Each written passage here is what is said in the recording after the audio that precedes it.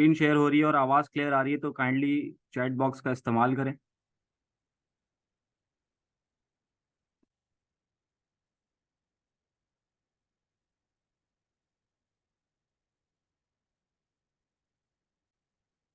अच्छा भाई, अपने बारे में मैं थोड़ा बता देता हूँ। मैं एसीसी क्वालिफाइड हूँ। One of the big four firm KPMG में मैंने अपना 3 साल अपना करियर परस्यू किया एज एन ऑडिटर। इसके अलावा ऑलमोस्ट 5 इयर्स जो है मैंने टीचिंग एक्सपीरियंस मेरा तबानीस में।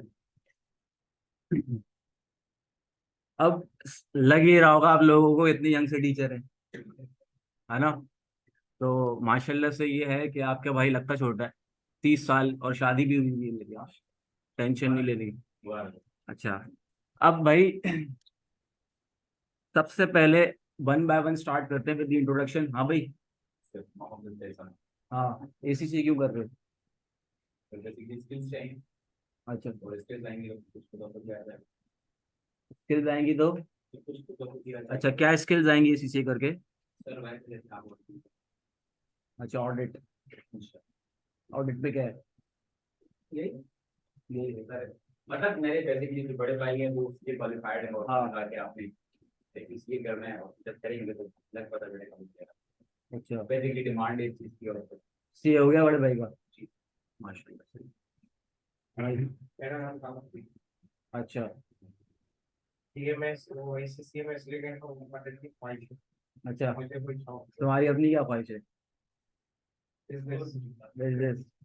किस चीज का? आर्ट पार्ट्स का है? ऑलरेडी है? अच्छा, तो वो वैसे एजुकेशनल बैकग्राउंड क्या है? एजुकेशन एंड सर्विसेज का पीएचडी किया मतलब मैंने। तुम क्या? मैंने इंटर किया हुआ है? अच्छा, कितने साल पहले? 3 साल 3 साल पहले। आप क्या दोबारा दोबारा नाम बताना। अच्छा।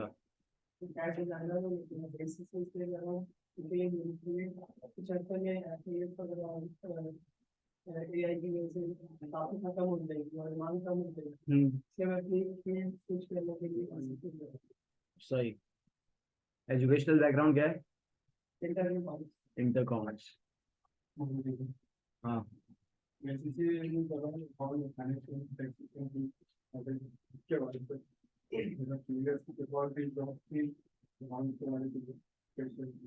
अच्छा। हाँ भाई। इसलिए कर रहा हूँ कि अकाउंटिंग में ये मतलब प्रैक्टिकल भी सीखूं और आगे काम पीछे से एसीसी क्या है?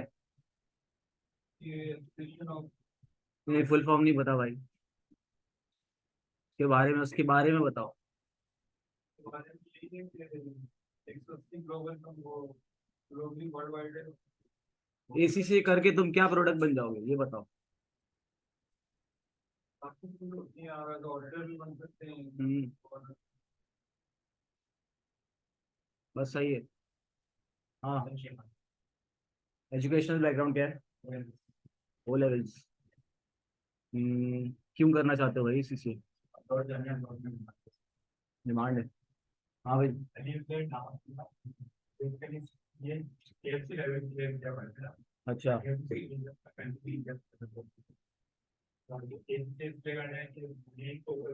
पानी की वजह है हम्म।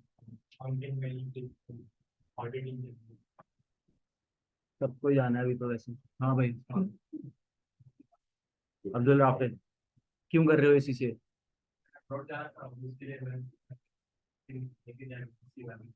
अच्छा, अच्छी वाली स्किल। कुछ भी अच्छा नहीं है और? भाई सबको जी राइट ऑफ कर दिया तुमने तो। हाँ। हम्म। हम्म। Out of country? कौन सी कंट्री जाओगे? कनाडा? मोहम्मद हसन। जी मोहम्मद हसन भाई। अच्छी जॉब मिल जाए। इधर मेरा नाम हाशिर है, मैं सऊदीया से हूँ। तो ये चीज़ इसलिए कर रहा हूँ सर कि उधर उसकी बहुत ज़्यादा डिमांड है, तो सऊदीया में। हाँ है। सऊदीया में उसकी बहुत डिमांड है, क्योंकि अब्बू के भी जानने वाले हैं, अब्बू ने भी किया है। अब्बू के जानने वाले ने क्या किया है? इसी से तो उन्होंने फंसा दिया तुम्हें? उन्होंने एडवाइस दी कि अच्छा, तो वो फंसाना ही होता है। ये सर। हाँ भाई। मेरा नाम अब्दुल बासित है, मैं भी पुलिस सिंह हूँ। उसके अलावा मेरी मेरी इस जगह पे पुलिस बनी दोनों साथ तो नहीं है? साथ में। अच्छा। तो सऊदीया में ही हम रहते थे, अभी 10 दिन हुआ है। कैसा लगा पाकिस्तान? अच्छा, हमें भी नहीं लगता। हाँ भाई। मोहम्मद आकिब है। हम्म। इसके विचारों के लेवल कंट्री में इसकी बहुत हम्म। इस वजह से बात अच्छा, तो घूम भाई यहाँ क्यों आ गए? सर जारी की बात है, ठीक है, अच्छा। सर पैसा भी तो मैटर करता है घूमने पैसा भी तो चाहिए जी। भाई सी सी बाहर जाना है, ऐसे ही चले जाओ यार। अभी पैसे नहीं है, एसीसी करने से पैसा आएगा। एजुकेशनल बैकग्राउंड क्या है? Inter commerce.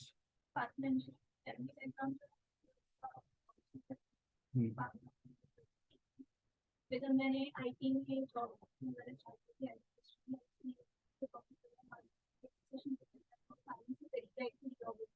हम्म।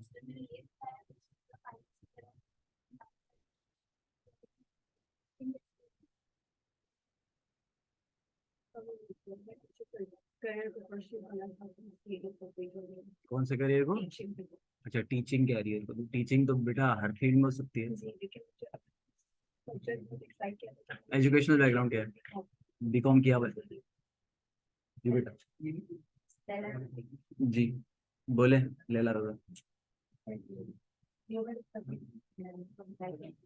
इस वजह से बस। हाँ। लाइवा। फाइनेंस में इंटरेस्ट है। एजुकेशनल बैकग्राउंड क्या है? Inter commerce.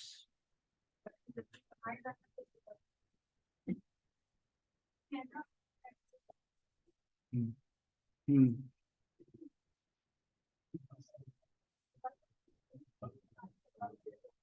अच्छा।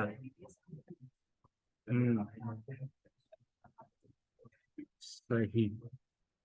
अच्छा भाई, इसी बात पे नमाज ब्रेक ले लेते, उसके बाद कंटिन्यू करते हैं, ठीक है? तो थोड़ा बहुत एसीसी के बारे में भी जान लेंगे, और हमारा जो पेपर है उसके बारे में भी नॉलेज ले लेंगे कि एक्चुअली हम जो पेपर पढ़ने जा रहे हैं वो क्यों पढ़ने जा रहे हैं, और इस पेपर के अंदर क्या है। और जो स्टूडेंट्स एग्जेम्प्टेड हैं FA1 FA2 के लिए, उनके लिए मेरे पास एक खुशखबरी है, ठीक है? तो नमाज ब्रेक के बाद आ जाओ। अभी 6:20 हुआ है, तो 20 मिनट्स ब्रेक ले लेते हैं। 6:40 पे रिज्यूम करते क्लास, ठीक है?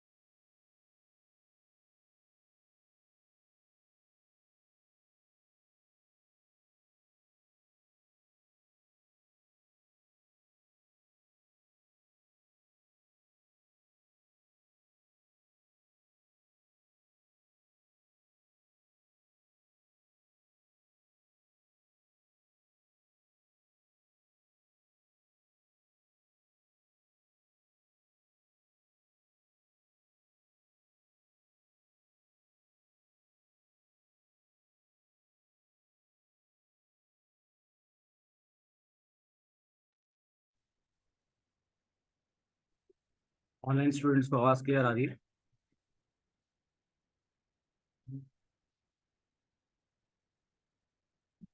अच्छा भाई, सबसे पहले तो ये बात कि आप में से ज्यादातर स्टूडेंट्स जो ये माइंड में रखते हो कि ACCA करने से पैसा आएगा, ACCA is directly proportional to पैसा, तो ऐसा कुछ नहीं है। आपको एसीसी की जर्नी में थ्रू आउट बहुत सारी जगह पे वो मोमेंट्स फेस करने पड़ेंगे जहाँ पे आपको लगेगा कि यार मेरे ट्रांसपोर्ट का खर्चा भी नहीं निकल रहा, और फिर आप वही कीबोर्ड वॉरियर बने हुए होगे जो मैसेज करोगे कि फजूल है एसीसी, नहीं करना चाहिए। तो पॉइंट इज कि हर फील्ड में आपको सबसे पहले रगड़ा खाना पड़ता है, ठीक है। ये बात बिल्कुल ठीक है कि एसीसी की डिमांड है, लेकिन एसीसी में भी उन्हीं एम्प्लॉयज और उन्हीं पर्सनल्स की डिमांड है जिनके पास स्किल्स अच्छी है। तो अगर आपकी स्किल्स अच्छी हैं, आप इंटरव्यू में जाते हो और इंटरव्यूअर को ऐसा लगता है कि आप एक प्रोडक्ट हो, तो दैट मीन्स आप उनके काम के हो। अदरवाइज फॉर एग्जाम्पल आप सारे एसीसी माशाल्लाह क्वालिफाइड हो गए, अब इंटरव्यू के लिए आपको बुला लिया, उनको तो एक ही बंदा हायर करना है ना, तो कौन हायर होगा फिर? जिसके पास स्किल्स होंगी। तो इम्पॉर्टेंट ये है कि आप अपने अंदर स्किल्स डेवलप करो और अपने अंदर डाइवर्सिफिकेशन लेके आओ। मार्केट में रिक्वायर्ड है डाइवर्सिफाइड किस्म का बंदा। द मोमेंट जब आप ऐसे चले जाते हो ना, लाइक मैंने इंटरव्यू कंडक्ट किया, एसीसी क्वालिफाइड, सवाल पूछा उससे, where do you see yourself after 3 to 5 years? उसका जवाब, मैं अपने आप को कैसे देख सकता हूँ 3 से 5 साल बाद में कहूँ। यार आप एसीसी क्वालिफाइड और आप इस तरह की बातें कर रहे हो, उल्टी पुल्टी हॉबीज लिखी हुई, छत से कूदना, फला, कभी कूदा है भाई? लाइक फॉर एग्जाम्पल मूवीज देखना, हाँ तो बताओ भाई कौन सी मूवी देखिए, कौन सी फेवरेट है? इंसेप्शन मिसाल, तो पता ही नहीं उस मूवी में हुआ क्या था, बस होशियार बनने के लिए लिख दिए। एक्सेल की स्किल्स कैसी हैं? 10 out of 10। हाँ भाई वी लुकअप एच लुकअप बता दो। तो ऐसे ऐसे बंदे को कौन रखेगा यार? फिर जाहिर सी बात है, फिर आपको जब रखेंगे नहीं तो आप क्या बोलोगे? फजूल पैसा, टाइम, पैसा भी जाया किया, टाइम भी जाया किया। सही है, फिर मजबूरी बन जाएगी छत से कूदना, हॉबी नहीं रहेगी। सही। तो अपनी स्किल्स को डेवलप करो, पैसे के पीछे नहीं भागो। ये हमारे पाकिस्तान में कॉन्सेप्ट है, ये कर लूंगा अमीर हो जाऊंगा, गाड़ी आ जाएगी, गाड़ी आ जाएगी, बीवी आ जाएगी, फिर बच्चे आ जाएंगे। इन चक्करों में नहीं पड़ो। अपना अगर पैशन नहीं था तो अब इसको बनाओ, क्योंकि आ गए ना, अब तो मजबूरी है, अब तो फंस गए। एडमिशन ले लिया, माँ बाप के पैसे लगा दिए ना, तो अब यहां से अपनी स्किल्स को बिल्ड करके और एक ऐसा प्रोडक्ट बनो जिसको आपको एम्प्लॉयर चाहता हो कि आपको रखे। इवन ऐसे एम्प्लॉयज भी होते हैं जो छोड़ के जा रहे होते हैं तो बोलते हैं यार नहीं जाओ, मैं पैकेज बढ़ा देता हूँ, एम्प्लॉयर्स बोलते हैं। और कुछ ऐसे होते हैं जो जा रहे होते हैं, जा भाई निकल, गलती कर दी तुझे रख के। तो स्किल्स पे काम करना अपनी जरूरी है। नंबर 2, जो भी कॉन्सेप्ट आप अपने पास बिल्ड करो तो आप ये मत सोचो मुझे पेपर पास करना है। ऐसी नॉलेज बिल्ड करो कि जब आप से कोई पूछे तो आपको लिटरली वो कॉन्सेप्ट एक्चुअली पता हो। बेसिक बेसिक कॉन्सेप्ट्स नहीं पता होते तो आप इंटरव्यू देने जाओगे तो फायदा नहीं है ना, वहां पे जलील ही होगे। 2 4 उनको गालियां दोगे, 2 4 हमें दोगे कि मंजन दे दिए सर ने तो और हमें फंसा दिया। उसकी शादी हो गई, मैं अभी तक इसी से कर रहा हूँ। सुना है ना ये? अच्छा, कुछ स्टूडेंट्स के माइंड में क्लियर है, अच्छी बात है कि वो इसी से क्यों करना चाहते हैं। अदरवाइज बाकी सबको ये लगता है मैं बाहर चले जाऊंगा, यहाँ फिर पैसा आ जाएगा। ऐसा कुछ नहीं है। पैसा लाने के लिए आपके अंदर स्किल्स होनी चाहिए। बहुत सारे फारिग लोग भी आपको ऐसे नजर आएंगे जो यूट्यूब पे कंटेंट बना के बहुत पैसा कमा रहे हैं। द पॉइंट इज उनको बेचना आता है। आपको भी अपने आप को बेचना आना चाहिए, टू बी वेरी ऑनेस्ट। जब आप इंटरव्यू दे रहे हो आपको अपने आप को बेचना आना चाहिए। ठीक है, कुछ होगे तो अपने आप को बेचोगे ना, खाली डब्बा तो नहीं बिकता। और दूसरा, इसके बाद जो स्टूडेंट्स जिनका पेपर एग्जाम्प्ट है, FA1 FA2, वो कौन कौन है? अच्छा, अब मैं तुम लोगों को एक एक काम की बात जी, आईकॉम में हाँ FA1 FA2 एग्जाम्प्ट होगा आपका, FA1 एग्जाम्प्ट है। अच्छा अब सबसे ज्यादा जब F3 का पेपर आएगा ना, अभी FA1 पढ़ोगे, फिर FA2 पढ़ोगे, फिर उसके बाद कौन सा पेपर आएगा, F3 का। सबसे ज्यादा F3 के पेपर में फेल होने वाले स्टूडेंट वो हैं जिनका FA1 FA2 एग्जाम्प्ट होता है। रीजंस क्या है उसके? सबसे पहले ढेर होशियारी। अभी जब टीचर क्लास में पढ़ा रहा होगा तो आप लोग क्या बोलोगे, ये तो मेरा एग्जाम्प्ट है, तुल्ले शुरू, टेस्ट एब्सेंट, मेरा तो एग्जाम्प्ट है। लेकिन FA1 और FA2 के मेजॉरिटी टॉपिक्स F3 में आते हैं, तो दैट मीन्स उस वक्त आप फंस गए, क्योंकि आपने पढ़ा ही नहीं था। आपने जहन में यही रखा था कि मैं तो F3 दूंगा, अभी तो इंस्टीट्यूट वाले मेरा टाइम जाया करवा रहे हैं।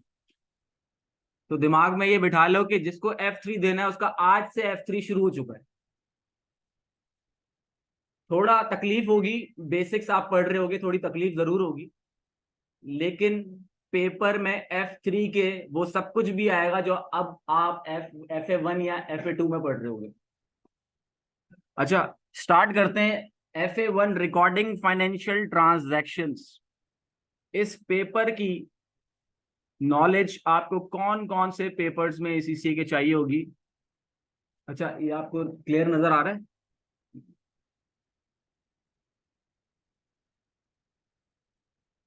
यार वहां से ना थोड़ी सी एक दो लाइट्स ये आगे वाली बंद कर दो।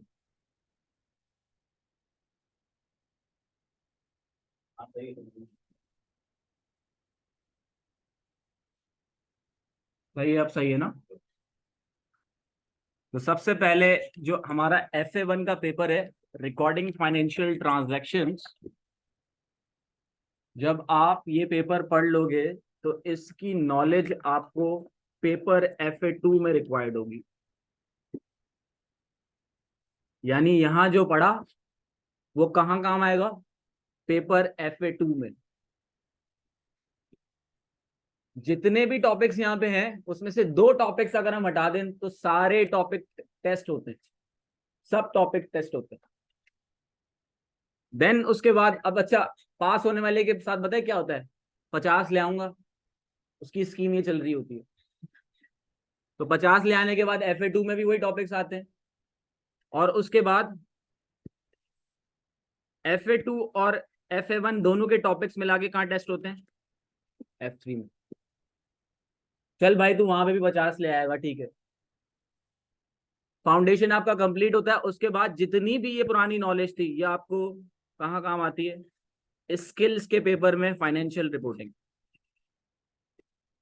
यानी जिसका FA1 FA2 F3 अच्छा है उसका फाइनेंशियल रिपोर्टिंग अच्छा है, और जिसका अच्छा नहीं है उसको ये पेपर क्या लग रहा होता है, अजाब।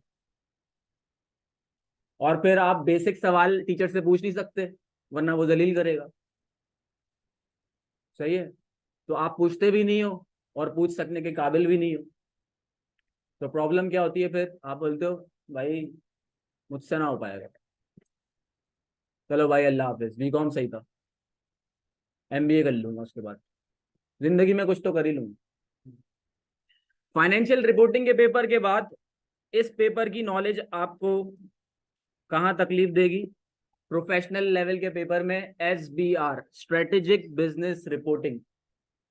यानी थ्रू आउट जो बेसिक नॉलेज आप गेन कर रहे हो वो थ्रू आउट आपको बार बार रिपीटेटिवली मिलेगी समहाउ पेपर्स में। इसी तरह दूसरे जो पेपर्स हैं जैसे मैनेजमेंट अकाउंटिंग है, MA1 MA2 F2, तो ये पेपर्स की एक सीक्वेंस है जिसकी नॉलेज आपको रिक्वायर्ड होती है। आप लोगों की क्लास हुई है MA1 की? अभी तक पहली क्लास है आज।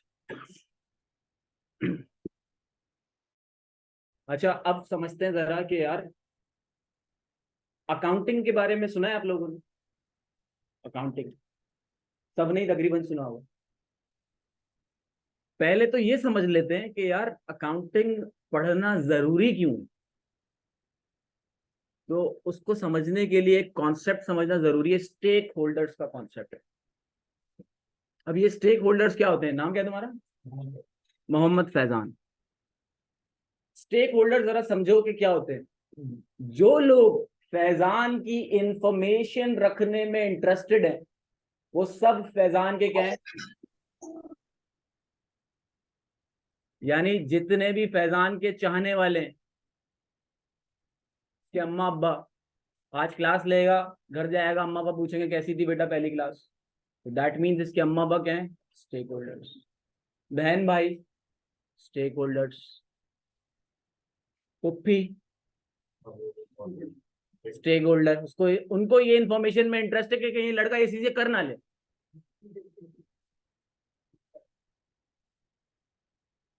फैजान के चाहने वाले, अब फैजान के चाहने वाले कब होगा भाई तेरा ACCA, कब? सही, तो ये सारे कौन है फैजान के स्टेक होल्डर्स। अब अगर आप नोटिस करो, इसके अलावा फैजान के दोस्त भी फैजान के क्या है, स्टेक होल्डर। कहाँ है भाई, बैठने का क्या सीन है, तो ये इंफॉर्मेशन उन स्टेक होल्डर्स को चाहिए ना।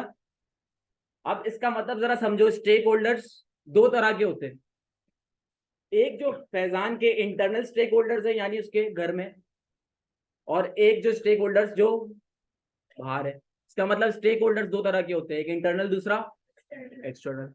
अब जरा समझते हैं बिजनेस के पॉइंट ऑफ व्यू से स्टेक होल्डर्स क्या होते हैं। हर वो इंडिविजुअल जो बिजनेस की इंफॉर्मेशन रखने में इंटरेस्टेड हो, वो क्या है, बिजनेस का स्टेक होल्डर। फॉर एग्जाम्पल, अब बात करते हैं तवानी स्कूल ऑफ अकाउंटेंसी की, एक एंटिटी है, बिजनेस हो रहा है ना यहाँ पे। तो क्या लगता है, आप और मैं क्या तवानी स्कूल ऑफ अकाउंटेंसी के स्टेक होल्डर्स हैं? यस। आप लोगों को इंटरेस्ट है कि हमारी क्लास कब होगी, क्या मैं स्टेक होल्डर हूं? यस। मेरी क्लास कब होगी, कौन सा बैच मुझे मिलने वाला है, ठीक है, कितने पैसे मिलने वाले हैं। तो मुझे इंफॉर्मेशन कुछ और रखने में इंटरेस्ट है और आपको इंफॉर्मेशन रखने में कुछ और इंटरेस्ट है, लेकिन हम दोनों ही क्या है, आप लोग कौन से स्टेक होल्डर हो, तवानी स्कूल ऑफ अकाउंटेंसी से बाहर हो, एक्सटर्नल। मैं कौन सा हूं, इंटरनल। अब जरा सोचो, जो owner of Tawani school of accountancy होगा वो कौन है, स्टेक होल्डर है या नहीं है? हाँ भाई, ऑनर को क्या इंफॉर्मेशन रखने में इंटरेस्ट है, प्रॉफिट, प्रॉफिट कितना हो रहा है, दूसरा नंबर ऑफ स्टूडेंट्स कितने हैं। इसका मतलब जरा सोचो, स्टेक होल्डर दो तरह के होते हैं, एक इंटरनल दूसरा, और इस स्टेक होल्डर को जो इंफॉर्मेशन चाहिए होती है वो भी दो तरह की होती है। प्रॉफिट कितना है, ये कौन सी इंफॉर्मेशन है, financial information. Number of students कितने हैं क्लास में, ये कौन सी इंफॉर्मेशन है, नॉन फाइनेंशियल। देखो इंफॉर्मेशन को मैंने दो चीजों में ब्रेक किया है, एक फाइनेंशियल दूसरा नॉन फाइनेंशियल। देखो स्टेक होल्डर्स दो तरह के होते हैं, एक इंटरनल दूसरे, और इंफॉर्मेशन भी दो तरह की है, एक फाइनेंशियल दूसरी नॉन फाइनेंशियल। यहां तक बात क्लियर हो रही है? अब जरा सोचो, क्या गवर्नमेंट तबानी स्कूल ऑफ अकाउंटेंसी के लिए स्टेक होल्डर है? उसको क्या इंफॉर्मेशन चाहिए भाई, टैक्स चाहिए। दूसरा नॉन फाइनेंशियल बताता हूं, कोई इलीगल एक्टिविटी तो नहीं हो रही यहाँ पे एजुकेशन के नाम पे। तो अब समझना ये है कि टर्म स्टेक होल्डर तो समझ में आ गई ना हमें। अच्छा एक बात मैं क्लियर कर दूं, ACCA में आके आप डेफिनेशंस के पीछे नहीं भागोगे, क्योंकि कुछ भी आपको ऐसा रॉट लर्निंग वाला नजर नहीं आएगा, एवरीथिंग विल बी कॉन्सेप्चुअल। तो कॉन्सेप्ट क्लियर होना चाहिए। अब जरा बात समझना, इंफॉर्मेशन कौन कौन सी चाहिए स्टेक होल्डर्स को, फाइनेंशियल, और ये फाइनेंशियल इंफॉर्मेशन आएगी कहां से, अकाउंटिंग करेंगे तब ये फाइनेंशियल इंफॉर्मेशन, अकाउंटिंग करेंगे तभी पता चलेगा कि हमारे प्रॉफिट्स, अकाउंटिंग करेंगे तभी पता चलेगा कि हमारे पास कैश की पोजीशन, अकाउंटिंग करेंगे तभी हमें पता चलेगा कि हमें कस्टमर से कितने पैसे लेने और सप्लायर को कितने पैसे। तो ये जो फसाद की जड़ था वो कौन था भाई, स्टेक होल्डर, जिसकी वजह से हमें अकाउंटिंग करनी पड़ती है। कॉन्सेप्ट क्लियर है स्टेक होल्डर का? आज के बाद फैजान अपने घर वालों को क्या बोलोगे, भाई आप क्या हो, मेरे स्टेक होल्डर, ठीक है, उसको भी मैसेज कर दो, हाँ भाई स्टेक होल्डर। कौन सी इंफॉर्मेशन में इंटरेस्ट है? तो क्या है भाई? Stakeholders, stakeholder is a party that has an interest in the company and can either affect or be affected by the business. ऊपर से गई, जरा एक दफा इसको पढ़ो डेफिनेशन को।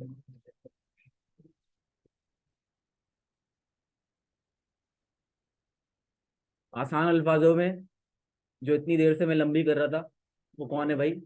Stake holder. ठीक है,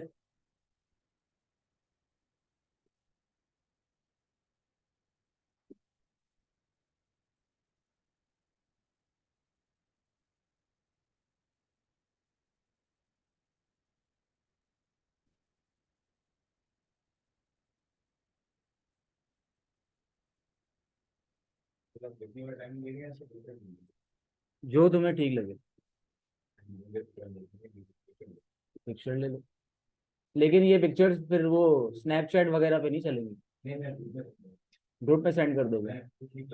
ग्रुप में भी सेंड नहीं करो, तुम अपनी कॉपी पे लिख दो। ये एहसान कर दो, इतना एहसान कर दो। इंटरनल स्टेक होल्डर्स में कौन आएगा? एम्प्लॉइज, ठीक है, मैनेजमेंट,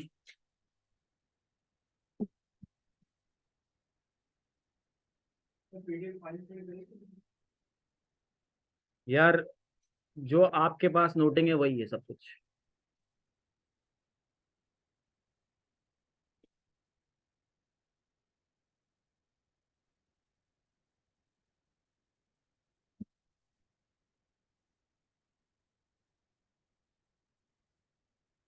जी जी, अलीना अजहर, बिल्कुल ऐसा ही है। जिसको कंपनी की इंफॉर्मेशन रखने में इंटरेस्ट हो वो स्टेक होल्डर।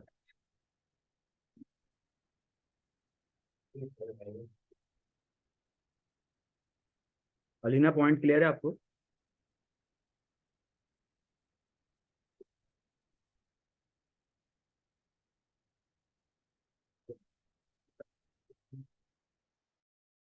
स्टेक होल्डर में कौन आएगा? Customers, supplier, customers, suppliers, owner, government.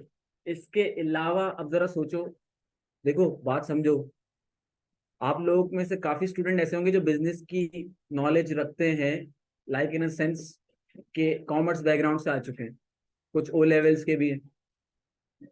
तो ये मत समझना कि मैंने स्टेक होल्डर की पूरी नॉलेज आपको दे दी है। मैंने सिर्फ उतनी नॉलेज आपको दी है जो आपके पेपर में रिक्वायर्ड है।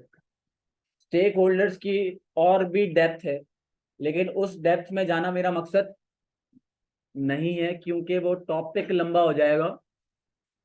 हमें सिर्फ यहां से जो FA1 के लिए मकसद बनता था ना, वो उठाना है। इंफॉर्मेशन कौन सी हाँ बेटा पूछो, क्या हुआ? एम्प्लॉयज के ऊपर मैनेजमेंट।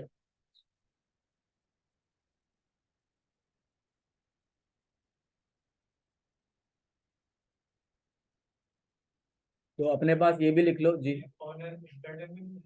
बेटा, ऑनर इंटरनल में नहीं आएगा, बिल्कुल नहीं आएगा, लेकिन इसका कॉन्सेप्ट मैं आपको लेटर ऑन दे सकता हूँ, फॉरन नहीं दे सकता। ठीक है, उसके पीछे एक कॉन्सेप्ट है, सेपरेट लीगल एंटिटी कॉन्सेप्ट है, वो हमें समझना होगा पहले। फिलहाल ये समझो, बिजनेस कौन चला रहा है? मैनेजमेंट। ऑनर कौन है बिजनेस से बाहर? ऑनर क्या करता है? आता है बोलता है बताओ प्रॉफिट कितना हुआ। ठीक है, बिजनेस के ऑपरेशंस कैसे चल रहे हैं बताओ, ऑनर का ये काम होता है। ठीक है, ऑनर को इन अदर वर्ड्स हम शेयर होल्डर्स भी कह सकते हैं।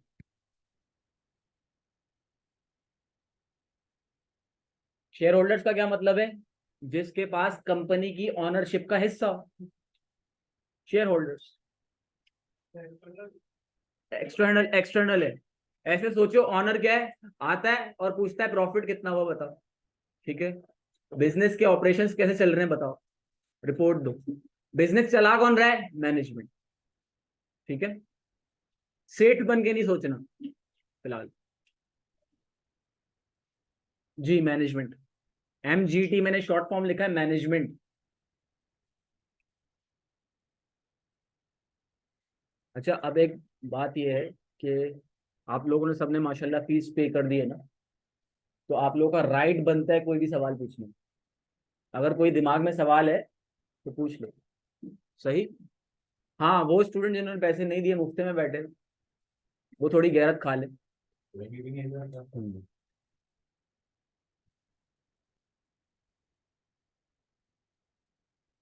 पता है क्या बोला था दानिश ने?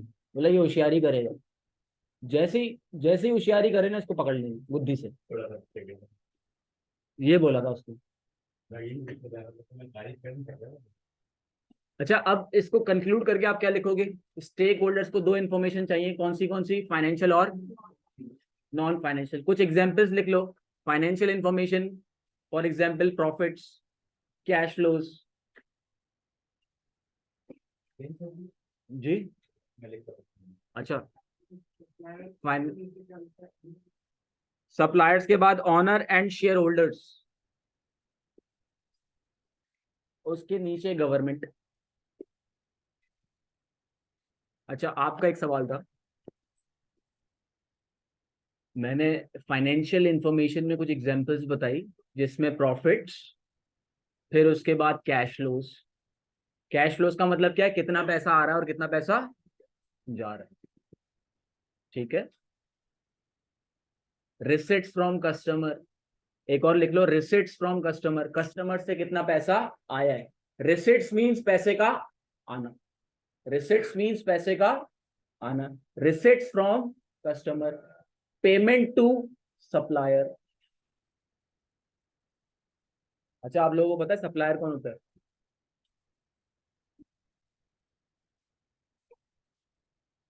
जी, जिससे बिजनेस माल खरीदता है, गुड्स खरीदता है, उसको हम क्या कहते हैं प्यार से? सप्लायर। प्यार से भी और गुस्से से भी, सप्लायर। और कस्टमर कौन है भाई? जिसको माल बेचते हैं, ठीक है। नॉन फाइनेंशियल इंफॉर्मेशन में लिख लो, number of customers, number of suppliers.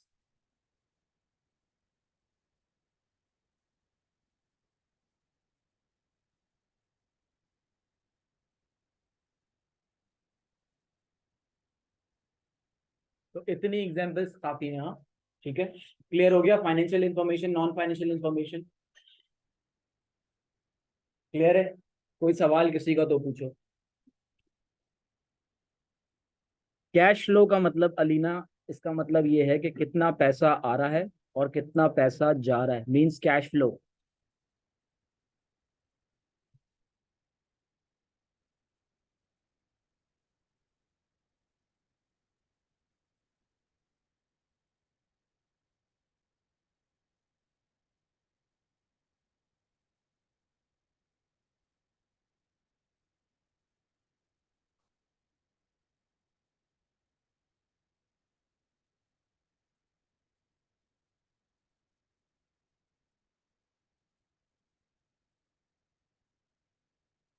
तो भाई कंक्लूड अगर मैं करूं, तो हम अकाउंटिंग कर किस लिए रहे हैं? स्टेक होल्डर्स की वजह से। क्योंकि स्टेक होल्डर्स को क्या चाहिए? इंफॉर्मेशन। और अकाउंटिंग के लिए बिल्कुल, अगर हम अकाउंटिंग के हद तक जाएं तो क्या, कौन सी इंफॉर्मेशन चाहिए? Financial information. फाइनेंशियल इंफॉर्मेशन चाहिए, इसलिए हम क्या करते हैं? अकाउंटिंग। अच्छा, अकाउंटिंग की डेफिनेशन पे आने से पहले हमें कुछ और टर्म्स सीखना जरूरी है, जैसे फॉर एग्जांपल बिजनेस। क्या होता है भाई बिजनेस? कोई बताएगा?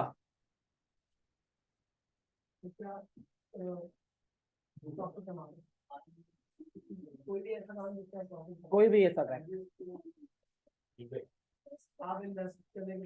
इन्वेस्ट कर दो बिजनेस है।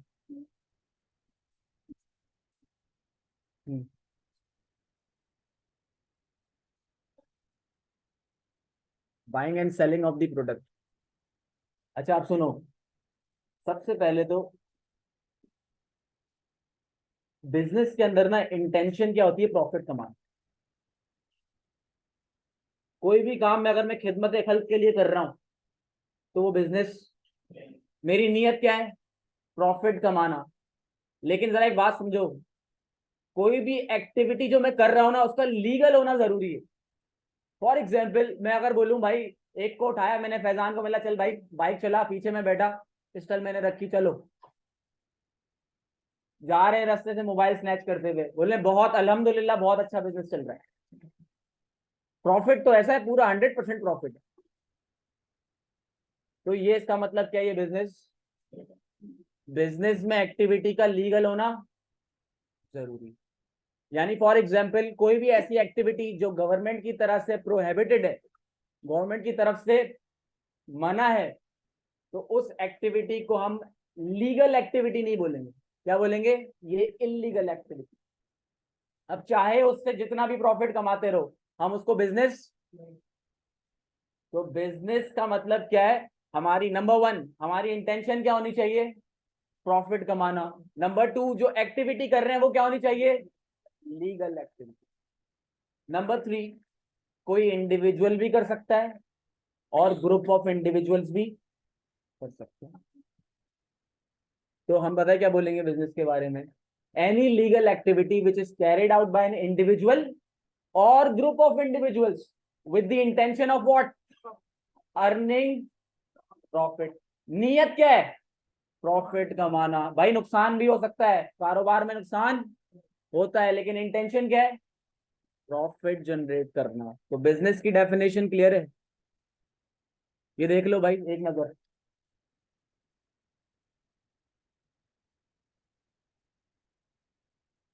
दुआ इलाही आपकी जो डेफिनेशन है वो माशाल्लाह से मुश्किल तो लग रही है, लेकिन इसमें जो बिजनेस का कॉन्सेप्ट है वो पूरा क्लियर नहीं हो रहा।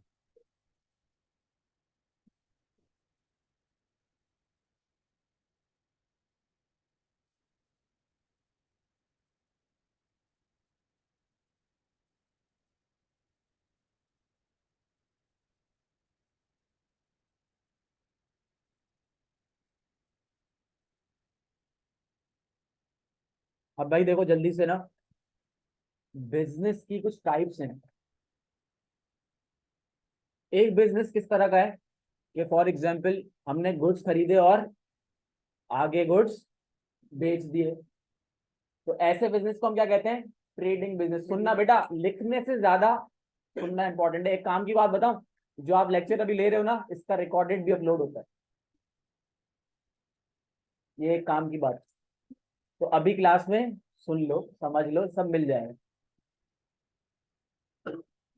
जरा सुनो दोबारा मैं क्या कह रहा हूँ। फॉर एग्जाम्पल मैं गया मार्केट और मैंने वहां से क्या कर ली, शर्ट्स परचेज कर ली, और वही शर्ट्स मैंने क्या कर दिया, प्रॉफिट रख के आगे बेच दी।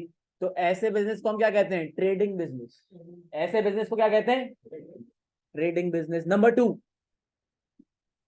मेरा दिमाग चला, मैंने बोला यार शर्ट्स में मार्केट से बनी बनाई नहीं खरीदूंगा, पहले कपड़ा लूंगा, उसको मैन्युफैक्चर करूंगा और उसके बाद उसको बेचूंगा। तो ऐसे बिजनेस को क्या कहेंगे, मैन्युफैक्चरिंग बिजनेस।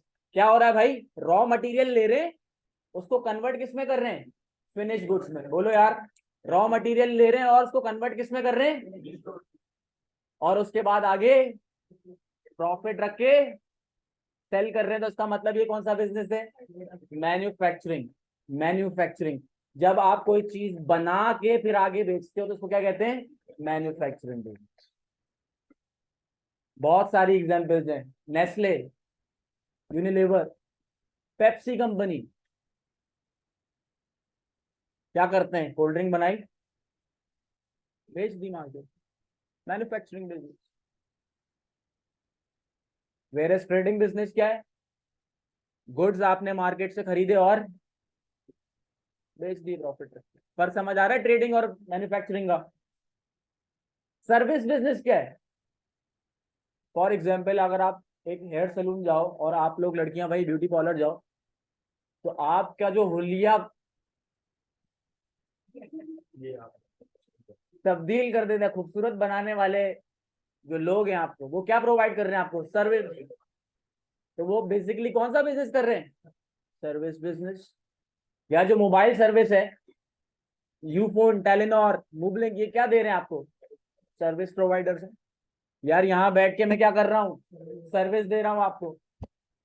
तो जितने भी एजुकेशनल इंस्टीट्यूट्स हैं, स्कूल्स हैं, कॉलेजेस हैं, ये सारे क्या हैं, ये सब आपको सर्विसेज प्रोवाइड करते हैं। तो इसको क्या कहेंगे हम, तो बिजनेस की 3 टाइप्स, ट्रेडिंग, मैन्युफैक्चरिंग और सर्विस। क्लियर हो गया। हॉस्पिटल भी सर्विसेज में आएगा, हॉस्पिटल भी सर्विसेज में आएगा जी। तो बिजनेस ही नहीं है, वो खिदमत फल फाउंडेशन बेटा, फला के लिए उसको हम कहते हैं। फॉर एग्जाम्पल इसने एक सवाल पूछा, सर जो फ्री में हॉस्पिटल्स पेशेंट को मार रहे होते हैं, मेरा मतलब ट्रीट कर रहे होते हैं, तो वो कौन सा बिजनेस है? मैंने बोला भाई वो बिजनेस ही नहीं है, उसको कहते हैं नॉट फॉर प्रॉफिट ऑर्गेनाइजेशन। उसको क्या कहते हैं? क्योंकि उनकी इंटेंशन प्रॉफिट कमाना। क्लियर हो गई बात? अच्छा यार, अब आहिस्ता आहिस्ता ना, अब तक क्या कर रहा था मैं, ग्राउंड बना रहा था। अब आहिस्ता आहिस्ता मैं अपने मुद्दे की तरफ आ रहा हूँ, तो हमें समझना है। एक मिनट।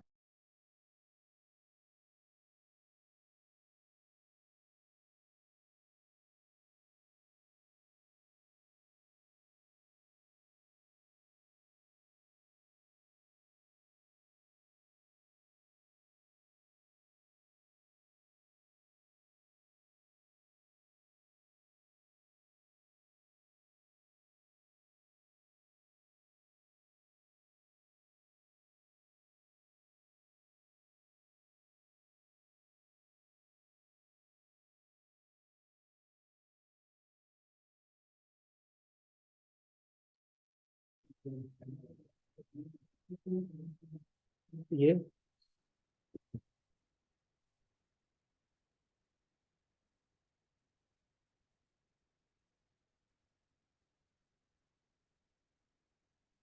जल्दी से कॉपी कर लो, और किसी का कोई सवाल है तो पूछ ले भाई।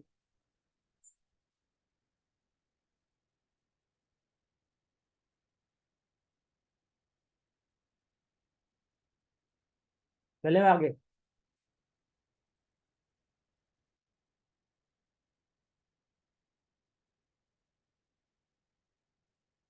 यार अब एक टर्म समझनी है हमें, बिजनेस ट्रांजैक्शंस। हमें पता है बिजनेस क्या होता है, कोई भी लीगल एक्टिविटी जिसमें इंटेंशन क्या हो, प्रॉफिट। जरा समझो ट्रांजैक्शंस क्या होती है। ट्रांजैक्शंस का मतलब है लेन देन, यानी एक्सचेंज ऑफ गुड्स और सर्विसेज। किसी ने बिजनेस के नाम पे डेफिनेशन बताई थी, एक्सचेंज ऑफ गुड्स और सर्विसेज। जब भी एक्सचेंज ऑफ गुड्स और सर्विसेज होता है उसको हम क्या कहते हैं? ट्रांजैक्शन। यानी फॉर एग्जांपल, अगर मैं ये मोबाइल किसी को दे रहा हूं और बदले में उससे पैसे ले रहा हूं, तो ये क्या है? ट्रांजैक्शन। अब जरा सोचो, बिजनेस ट्रांजैक्शन क्या होगी? अगर हम इन दोनों टर्म्स को मिला दें, कंबाइन कर दें, और हम बोले बिजनेस ट्रांजैक्शंस क्या होती है, तो ट्रांजैक्शंस का मतलब है एक्सचेंज ऑफ गुड्स और सर्विसेज। बिजनेस क्या है? Intention of earning profit, intention of. तो जरा सोचो यार, बिजनेस ट्रांजैक्शंस क्या होंगी? वो लेन देन, वो एक्सचेंज ऑफ गुड्स और सर्विसेज जिसमें इंटेंशन क्या हो? प्रॉफिट कमाना। लेट्स से फॉर एग्जांपल मैंने बिजनेस शुरू किया, मोबाइल खरीदता हूँ और मोबाइल बेचता हूँ। तो अब मैंने जब मोबाइल खरीदा सप्लायर से, तो ये कौन सी ट्रांजैक्शन है? Business transaction. क्योंकि मेरी पीछे नियत क्या है? मैं बिजनेस चला रहा हूँ। मेरी पीछे नियत क्या है? मैं क्या चला रहा हूँ?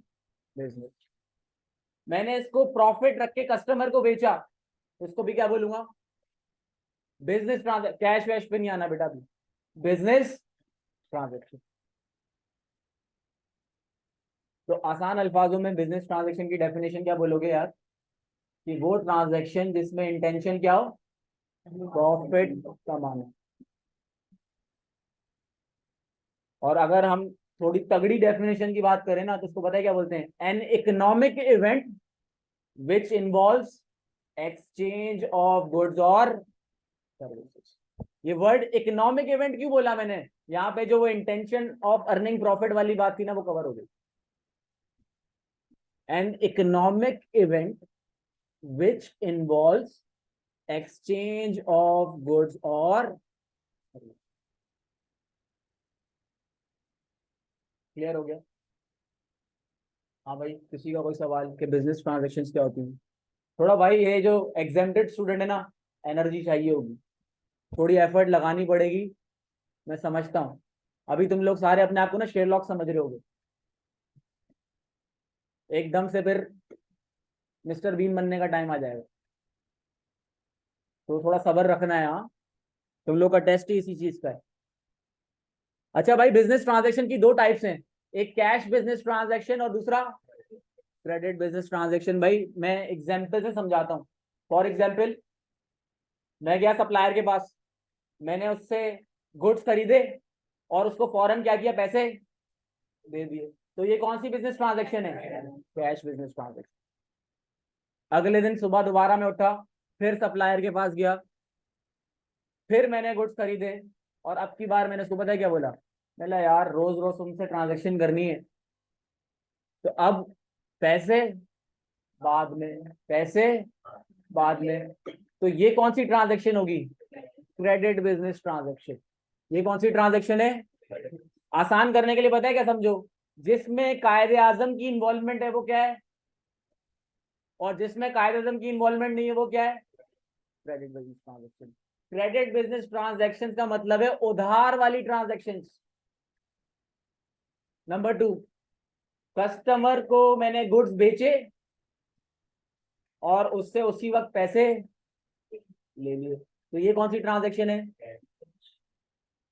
एक दूसरा कस्टमर था, उसको गुड्स बेचे, अब पैसे नहीं लिए, कौन सी ट्रांजैक्शन होगी? अब सुनना बेटा, ऑनर ने बिजनेस के अंदर कैश इन्वेस्टमेंट की, कौन सी ट्रांजैक्शन होगी? Cash business transaction. भाई सीधी बात हो गई ना, कायदे आजम है तो कैश बिजनेस ट्रांजैक्शन। अब कुछ बच्चे ना बहुत ही नालायकों वाला सवाल पूछते हैं, लेकिन उसको अकाउंट कॉल कर लेते हैं हम लोग। बच्चा पूछता है सर अगर चेक हो तो फिर? बेटा अगर चेक हो, चाहे क्रिप्टो करेंसी हो, कोई भी डिजिटल करेंसी हो, उसको हम क्या बोलेंगे? कैश बिजनेस ट्रांजैक्शन ही बोलेंगे। सही। क्रेडिट बिजनेस ट्रांजैक्शन कौन सी हैं?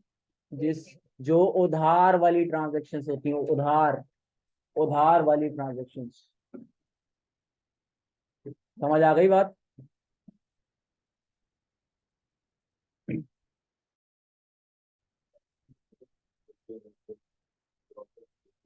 अभी अभी नहीं है, फिर कभी, या क्लास के बाद। तुम तो कर लोगे अपना कॉन्सेप्ट क्लियर। अच्छा अब यार अकाउंटिंग क्या है?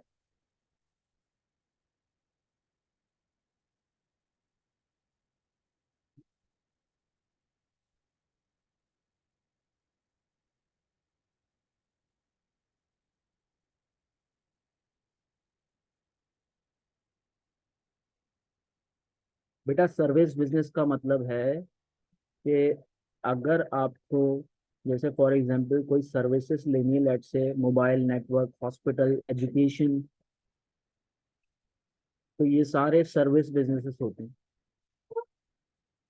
जहाँ पे आपको कोई गुड्स नहीं मिल रहे बल्कि कोई ना कोई सर्विस मिल रही है। Like for example consultancy,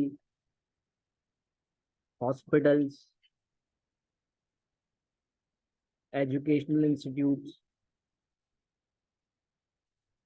network services, ये सारे सर्विस बिजनेसेस हैं। क्लियर हो गया अलीना?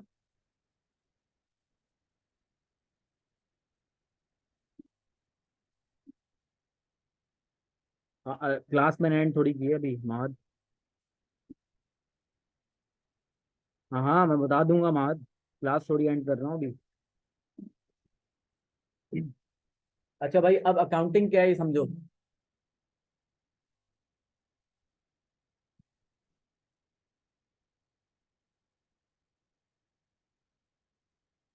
सबसे पहले तो ये वर्ड लिखा हुआ है इंटेंडेड यूजर्स, ये समझ लो ये वर्ड क्या है। इस तरह समझो कि इंटेंडेड यूजर और स्टेक होल्डर एक ही बात है, एक ही बात है, लेकिन छोटा सा फर्क है। इंटेंडेड यूजर्स वो है जिनका जिनका इंटरेस्ट सिर्फ फाइनेंशियल इंफॉर्मेशन में। दोबारा रिपीट करूं, इंटेंडेड यूजर्स वो हैं जिनका इंटरेस्ट सिर्फ कौन सी इंफॉर्मेशन में है, फाइनेंशियल, नॉन फाइनेंशियल में। तो उसको मैं क्या बोलूंगा, इंटेंडेड यूजर। यहाँ पे वर्ड इंटेंडेड यूजर को मैं किस कॉन्टेक्स्ट में बोल रहा हूँ, अकाउंटिंग के कॉन्टेक्स्ट में, तभी मैंने ये डेफिनेशन बताई। समझ रहे हो बात? थोड़ा सा ना दिमाग को भी चलाना होता है। यहाँ पे मैं फाइनेंशियल अकाउंटिंग के पर्सपेक्टिव से बात कर रहा हूँ, तो फिर मेरे इंटेंडेड यूजर सिर्फ कौन से होंगे, जिनको फाइनेंशियल अकाउंटिंग में इंटरेस्ट हो, जिनको फाइनेंशियल स्टेटमेंट्स में इंटरेस्ट हो। सर ये फाइनेंशियल स्टेटमेंट्स क्या होती हैं, हिसाब किताब वाली बुक, जिसके अंदर प्रॉफिट्स की बात हो रही होती है, जिसके अंदर बिजनेस की पोजीशन की बात हो रही होती है, फाइनेंशियल पोजीशन की, किस पोजीशन की। तो उस बुक्स में यानी फाइनेंशियल स्टेटमेंट्स में जिसको इंटरेस्ट होगा वो कौन है, इंटेंडेड यूजर्स। जरा समझते हैं अकाउंटिंग है क्या। Accounting is basically recording. Let's say for example, अगर कोई ऐसा शख्स जिसने सीसीए नहीं किया, जिसने इंटर कॉमर्स भी नहीं पढ़ा, जिसने ओ लेवल्स ए लेवल्स में भी बिजनेस और अकाउंटिंग से उसका कोई ताल्लुक नहीं है, जब वो अपना कारोबार कर रहा होता है तो हिसाब किताब करता है ना यार, इतना पैसा आया, इतना पैसा गया, इतना इसको उधार देना है, इतना इससे उधार लिया हुआ है, फॉर एग्जाम्पल इतना कस्टमर से लेना है। तो वो भी क्या कर रहा है, रिकॉर्डिंग। वो भी क्या कर रहा है, रिकॉर्डिंग। लेकिन जरा समझो, इसके आगे अगला अल्फाज क्या लिखा हुआ है, क्लासिफाइंग। अब वर्ड क्लासिफाइंग का मतलब क्या है, यहाँ जब हम अकाउंटिंग पढ़ रहे हैं ना, तो सिर्फ रिकॉर्डिंग नहीं होती, क्लासिफाइंग भी होती है। क्लासिफाइंग का क्या मतलब है, ये जो ट्रांजैक्शन हुई है, बेटा ट्रांजैक्शन क्या होती है अभी बताया था, सही है ना, क्लियर है। ये जो बिजनेस ट्रांजैक्शन हुई है, ये हमारे लिए क्या है, कोई एक्सपेंस है या कोई एसेट है, कोई लायबिलिटी है, कैपिटल है, रेवेन्यू है, क्या है। अब सर इतने सारे अल्फाज आपने बोल दिया, हमें तो कुछ भी नहीं समझ आया। क्लासिफाई करने का मतलब ये होता है कि किसी पर्टिकुलर बिजनेस ट्रांजैक्शन को मैं आइडेंटिफाई करूं कि ये मेरे लिए क्या है। मिसाल देता हूं, जैसे फॉर एग्जांपल मैंने अगर लेट से बिजनेस की इलेक्ट्रिसिटी का बिल है, तो मैं क्या बोलूंगा, मेरे लिए क्या है, एक्सपेंस। फॉर एग्जाम्पल अगर मैंने कोई कार परचेज की है बिजनेस के लिए, तो मैं क्या बोलूंगा, ये मेरे लिए क्या है, एसेट। ये मैंने क्या किया है, क्लासिफाई किया। बैंक से मैं लोन लेके आया हूं, तो मैं क्या बोलूंगा, ये मेरे लिए क्या है, उधार, लायबिलिटी। उधार, लायबिलिटी।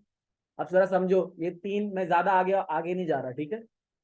जरा समझो, मैंने तीन क्लासिफिकेशन का नाम लिया, एक एसेट, दूसरा एक्सपेंस, तीसरा लायबिलिटी। एक्सपेंस सबको पता है ना क्या होता है, इलेक्ट्रिसिटी का बिल क्या है, एक्सपेंस। टेक्निकलिटी के साथ पढ़ेंगे उसको। एसेट क्या है, जो चीज आपको बाद में प्रॉफिट दे टू सम एक्सटेंट, सही है, लॉन्गर रन में बिलोंगिंग ऑफ द बिजनेस। अच्छा अब आसान अल्फाजों में एसेट को पता है क्या समझो, हर वो रिसोर्स जिसको आप यूटिलाइज करके उससे क्या लो, बेनिफिट। बेनिफिट क्या बोलोगे, बेनिफिट। मिसाल के तौर पे हट जाते हैं, थोड़े सा बिजनेस से हट जाते हैं। आपके पास जो कार है वो आपके लिए क्या है, रिसोर्स है। उसको आप क्या करते हो, यूटिलाइज। इंस्टीट्यूट आ रहे हो, घर जा रहे हो, कहीं शेड्स लगा के घूमने जा रहे हो, ठीक है। तो क्या कर रहे हो आप, उस रिसोर्स को यूटिलाइज करके उससे क्या ले रहे हो, बेनिफिट। तो आपके लिए क्या है, एसेट। घर में जो फर्नीचर पड़ा है वो क्या है, एसेट। फ्रिज वगैरह पड़ा है, एसी लगा हुआ है, वो क्या है, एसेट। भाई ये प्रोजेक्टर लगा हुआ है, यहाँ पे बोर्ड लगा हुआ है, एसी लगा हुआ है, चेयर्स वगैरह पड़ी है, ये सब क्या है, तो बिजनेस में भी हर वो चीज, हर वो रिसोर्स जिसको हम यूटिलाइज करके क्या लें, बेनिफिट। बेनिफिट बोलो बेटा, अभी अभी क्या बोलोगे, बेनिफिट। क्योंकि जब डेफिनेशन आएगी ना एसेट की, तो उसमें प्रॉफिट का वर्ड नहीं होगा दूर दूर तक। ठीक है, तो हम क्या बोलेंगे यार, 3 पॉइंट, रिसोर्स, यूटिलाइज, बेनिफिट। क्या बन जाएगा भाई, एसेट। ठीक है, ये ACID वाला एसेट नहीं है। ठीक है, ये एसेट ASSET वाला एसेट है। इसके बाद मैंने और क्या वर्ड लिया था, लायबिलिटी। लायबिलिटी क्या होते हैं, बिजनेस की उधार। जितने भी उधार हैं सब उसको क्या बोलेंगे, लायबिलिटीज। तो लायबिलिटीज के बारे में भी कुछ पॉइंट बता देता हूं यार। लायबिलिटी क्या होती है, उधार ना, तो सुनो जरा। ऑब्लिगेशन, ऑब्लिगेशन का मतलब क्या, बर्डन। ऑब्लिगेशन, और फ्यूचर में क्या करना है, इसको पे करना है। तो मैंने दो अल्फाज के लिए बना ली, ऑब्लिगेशन, दूसरा पे ऑफ। ऑब्लिगेशन, दूसरा क्या, पे ऑफ। आज मेरे ऊपर एक ऑब्लिगेशन है जिसको मुझे फ्यूचर में क्या करना है, पे करना है। तो वो क्या बन गई, लायबिलिटी। समझ आ रही है। तो एक अकाउंटेंट को ट्रांजैक्शन को सिर्फ रिकॉर्ड नहीं करना होता, बल्कि क्या करना होता है, ये भी क्लासिफाई करना होता है कि वो एसेट है, लायबिलिटी है, एक्सपेंस है, एक्सेट्रा एक्सेट्रा। क्लासिफिकेशन और भी हैं, लेकिन अभी मैंने सिर्फ समझाने के लिए एसेट का नाम लिया, लायबिलिटी का नाम लिया और एक्सपेंस का नाम लिया।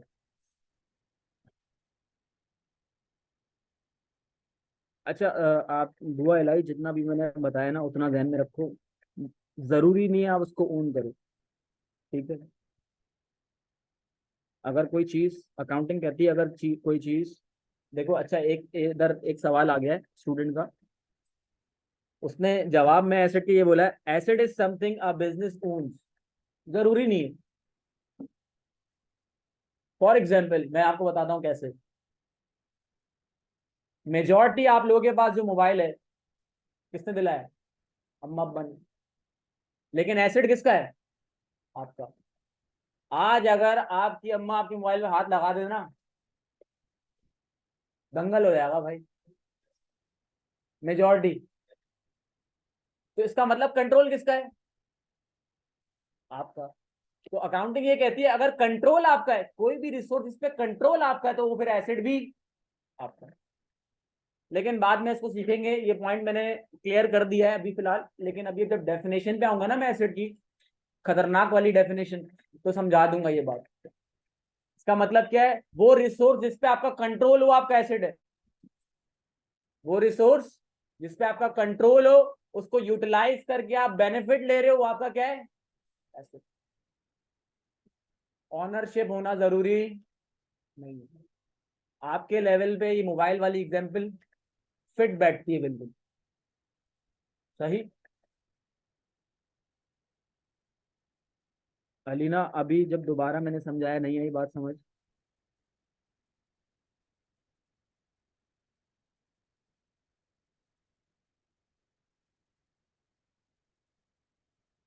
अलीना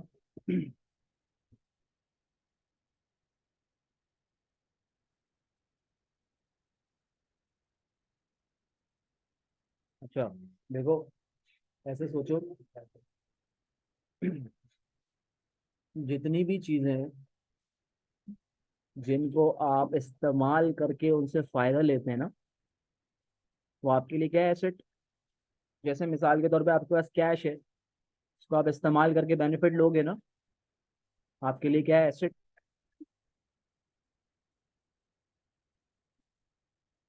इसी तरह अगर आपके पास कोई कार है, तो आप उसको इस्तेमाल करके क्या लोगे, बेनिफिट लोगे ना, तो वो आपके लिए क्या है, asset.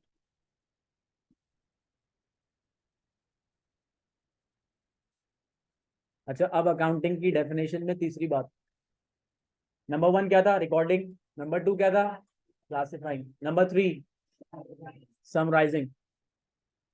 Summarising of what, business transaction. Recording, classifying and तीसरा समराइजिंग ऑफ बिजनेस ट्रांजैक्शन। अब जरा समझो समराइजिंग क्या है यार। हुआ क्या, अब एक बिजनेस है ना, ऐसा तो नहीं होगा कि बिजनेस में रोज एक ट्रांजैक्शन हो रही है। There are thousands of transactions.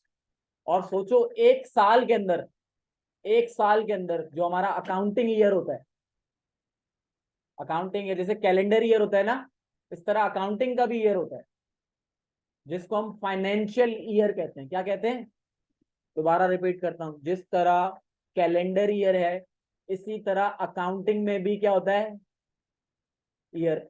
उसको हम क्या कहते हैं, फाइनेंशियल ईयर। तो सोचो एक फाइनेंशियल ईयर में कितनी ज्यादा ट्रांजेक्शन होती होंगी, मिलियंस ऑफ ट्रांजेक्शन। अब सोचो पता है हुआ क्या, साल खत्म हो गया, साल खत्म हुआ, ऑनर आया भागता हुआ, ठीक है। ऑनर ने मैनेजमेंट से पूछा बिजनेस की परफॉर्मेंस बताओ। सुनो इधर सुनो, ऑनर आया, ऑनर ने मैनेजमेंट को क्या बोला, बिजनेस की परफॉर्मेंस बताओ। तो सोचो अगर मिलियंस ऑफ ट्रांजैक्शंस उठा के मैनेजमेंट रख दे और बोले ये देखो ये है बिजनेस की परफॉर्मेंस, तो वो क्या बोलेगा, भाई साथ में बिस्तर और तकिया लेके आना, और क्या मैं घर से भी और चीजें ले आता हूँ, मुझे तो रुकना पड़ेगा एक साल।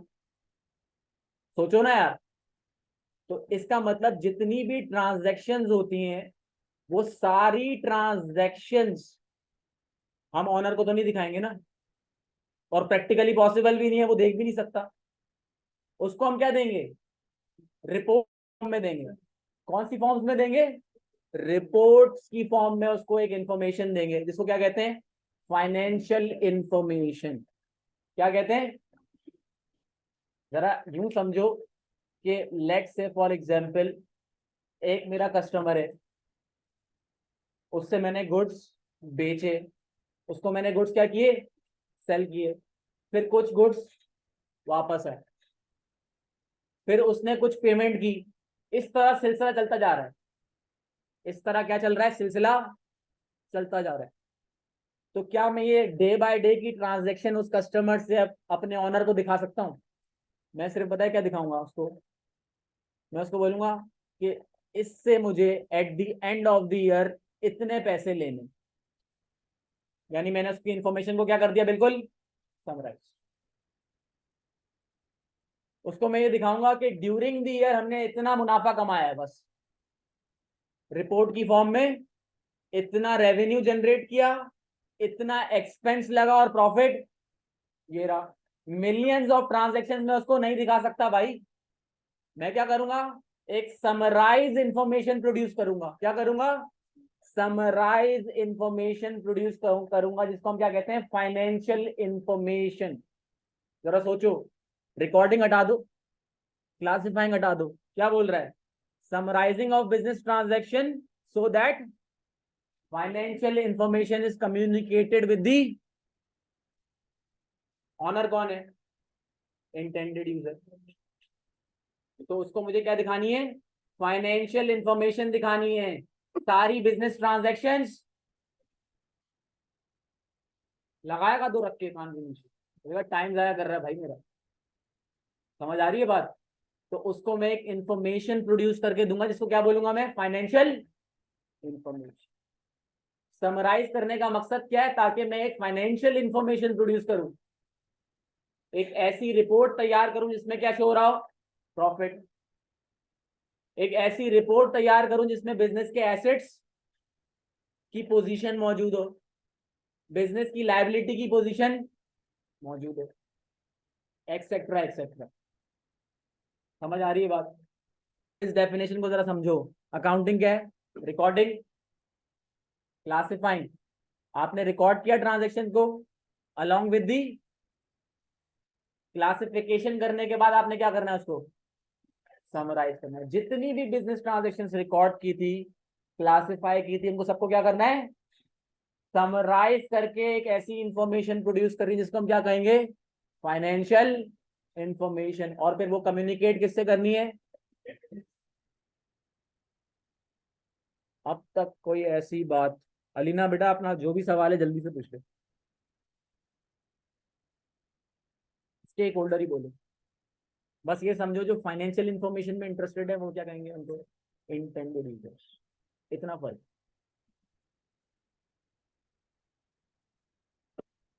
अच्छा भाई जी,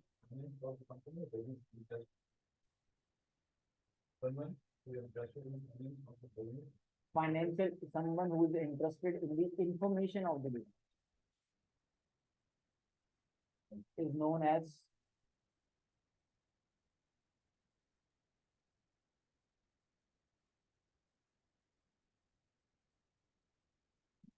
ओके।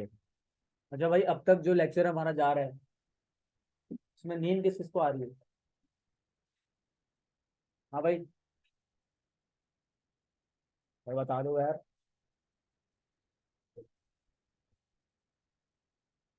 Battery low. रात में सोया कितने बजे आती? 1 बजे। उठा कितने बजे? 10-11। फिर भी नींद आ रही है? हाँ, एक्टिव है। ऐसा ही है तू हमेशा से, लगता ही ऐसा। हाँ, मुंडी सीधी, टांग नीचे और सीधा इधर देख।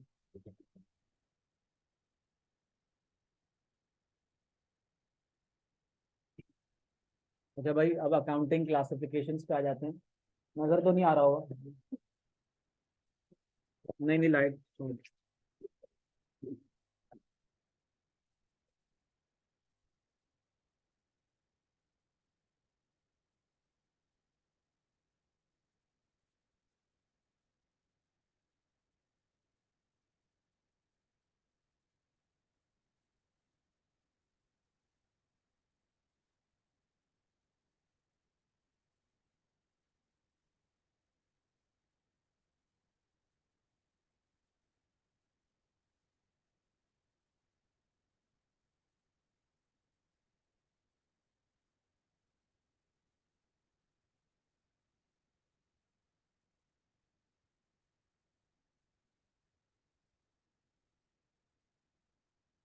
अब नजर आ रहा है सही?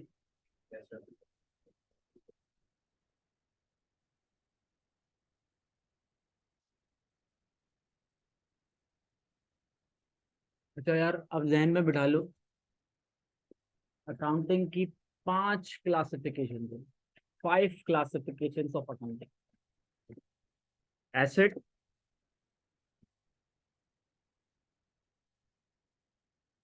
Liabilities, equity, revenue, expense. थोड़ा बहुत आइडिया मैं एसेट और लायबिलिटीज के बारे में दे चुका। हमें ये नहीं पता अभी कि इक्विटी क्या होता है, हमें ये नहीं पता कि रेवेन्यू क्या होता है। एक्सपेंस के बारे में तो हर पाकिस्तानी को पता होना चाहिए, क्योंकि हमारी जिंदगी में एक्सपेंस ही एक्सपेंस। इन 5 क्लासिफिकेशंस के बारे में समझते हैं। सबसे पहले स्टार्ट लेते हैं एसेट से।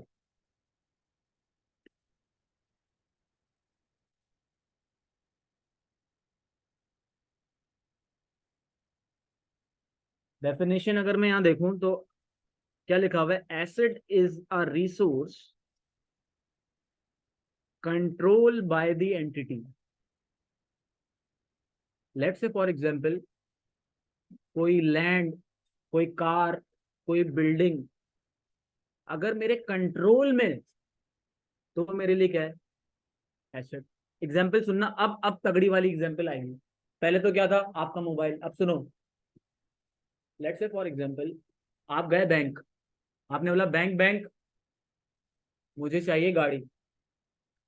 तो उसने बोला भाई खरीद ले जाके। तो बोला पैसे नहीं है। हमने क्या बोला? पैसे नहीं है। तो बैंक ने, आपको पता है लीज पे बैंक गाड़ी देता है, पता है ना? बैंक क्या करता है? लीज पे आपको गाड़ी दे देगा। बैंक गाड़ी खरीदेगा, खुद गाड़ी परचेज करेगा और इस्तेमाल करने के लिए आपको दे देगा। अब जरा सुनो, बैंक क्या करता है? आपको कुछ किस्तें देनी पड़ती हैं नंबर ऑफ पीरियड के अंदर।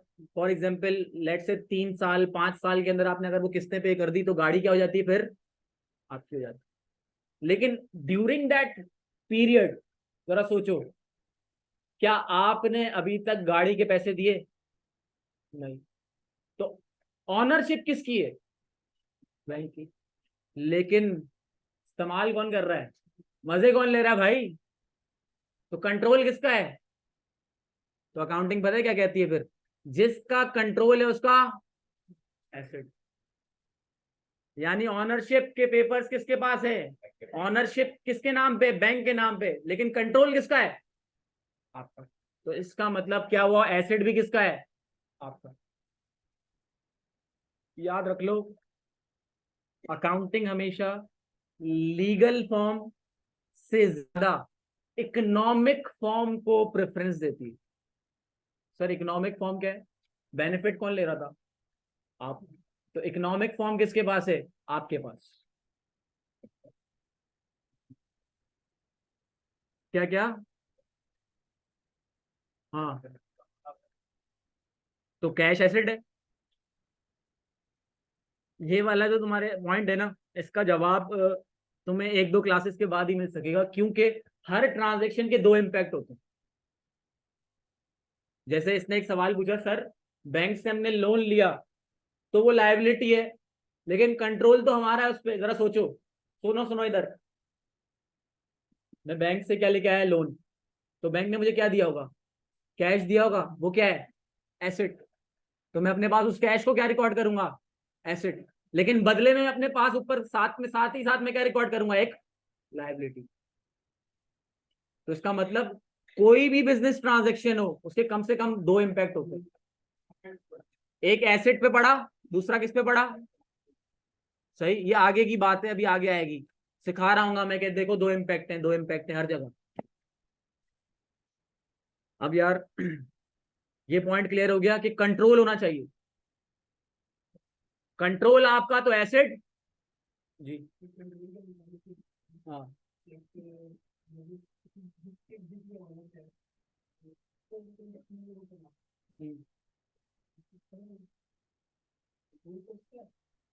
मैं रिसोर्स की बात कर रहा हूँ यार, तो पूरा बिजनेस ही।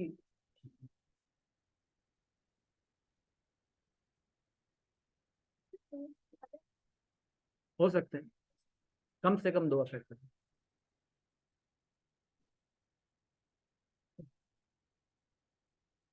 क्लास के बाद पूछूंगा।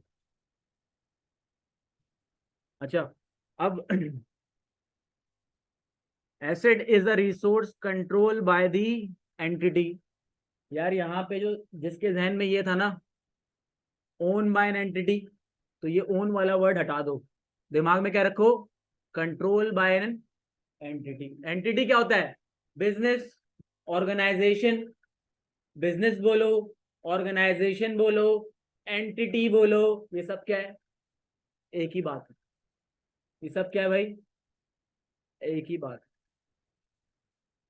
एंटिटी बेसिकली वो जगह होती है जहां पे ग्रुप ऑफ इंडिविजुअल्स कोई एक्टिविटी परफॉर्म कर रहे हो। सही। तो हम यहाँ पे वर्ड ऑर्गेनाइजेशन आ जाए, वर्ड बिजनेस आ जाए, वर्ड एंटिटी आ जाए, एक ही बात है। ज्यादातर जो आपको डेफिनेशंस मिलेंगी ना, उसमें वर्ड क्या लिखा होगा? एंटिटी। तो asset is a resource control by the entity as a result of past event and from which future economic benefit are expected to flow towards the entity. अब समझो इस बात को यार, बेसिक वही बात। Resource, utilise, benefit. अब जरा बिजनेस के पॉइंट ऑफ व्यू सोचो। मैंने एक मशीन ली प्रोडक्शन के लिए। लेट्स से फॉर एग्जांपल मेरे पास मैंने कपड़ा लिया था, उसको स्टिचिंग करने के लिए, उसको शर्ट में कन्वर्ट करने के लिए मुझे क्या चाहिए होगी? मशीन चाहिए होगी। तो अब हो क्या रहा है, जरा सोचो। मैंने वो जो मशीन ली है, उससे फ्यूचर में मुझे क्या हो रहा है? Economic benefit. यानी इसका मतलब पता है क्या? मैं उससे कपड़े को शर्ट में कन्वर्ट करूंगा और उसके बाद उसको सेल करूंगा। तो सेल करूंगा तो मुझे क्या होगा? फायदा। और उस फायदे को मैं क्या बोलूंगा? Economic benefit. वर्ड प्रॉफिट जो है ना, वो यहाँ पे हम यूज टेक्निकली अभी नहीं कर सकते। उसकी वजह ये कि प्रॉफिट मींस जब सारी कॉस्ट हट जाए और सिर्फ हम बचत निकालें, तो उसको कहते हैं प्रॉफिट। तो अभी वर्ड प्रॉफिट नहीं, क्या बोलोगे? फायदा, और फायदा कौन सा भाई? Economic benefit. क्या बोलेंगे? Economic benefit. यार अब ये क्लासरूम है, इसमें ये जो एसी लगा हुआ है, चेयर्स हैं, डेस्क है, बोर्ड है, प्रोजेक्टर है, इससे तबानी स्कूल ऑफ अकाउंटेंसी कर क्या रहा है? इकोनॉमिक बेनिफिट ले रहा है ना। समझ आ रही है बात? टीचर क्लास में बैठ के क्या दे रहा है? मंजन। तो ये बेसिकली क्या हो रहा है यहाँ पे? इस एसेट से इकोनॉमिक बेनिफिट जनरेट हो रहा है। समझ आ रही है बात? तो फ्यूचर में क्या होगा उससे? आज मैं एक कार लेके आया, मैंने बताया क्या सोचा? मैंने बोला यार इसको मैं ट्रांसपोर्टेशन के पर्पस से यूज करूंगा। लेके कब आया हूं? आज। लेकिन फ्यूचर में क्या होगा? अब देखो, लेके कब आया हूं? आज। फ्यूचर में क्या होगा?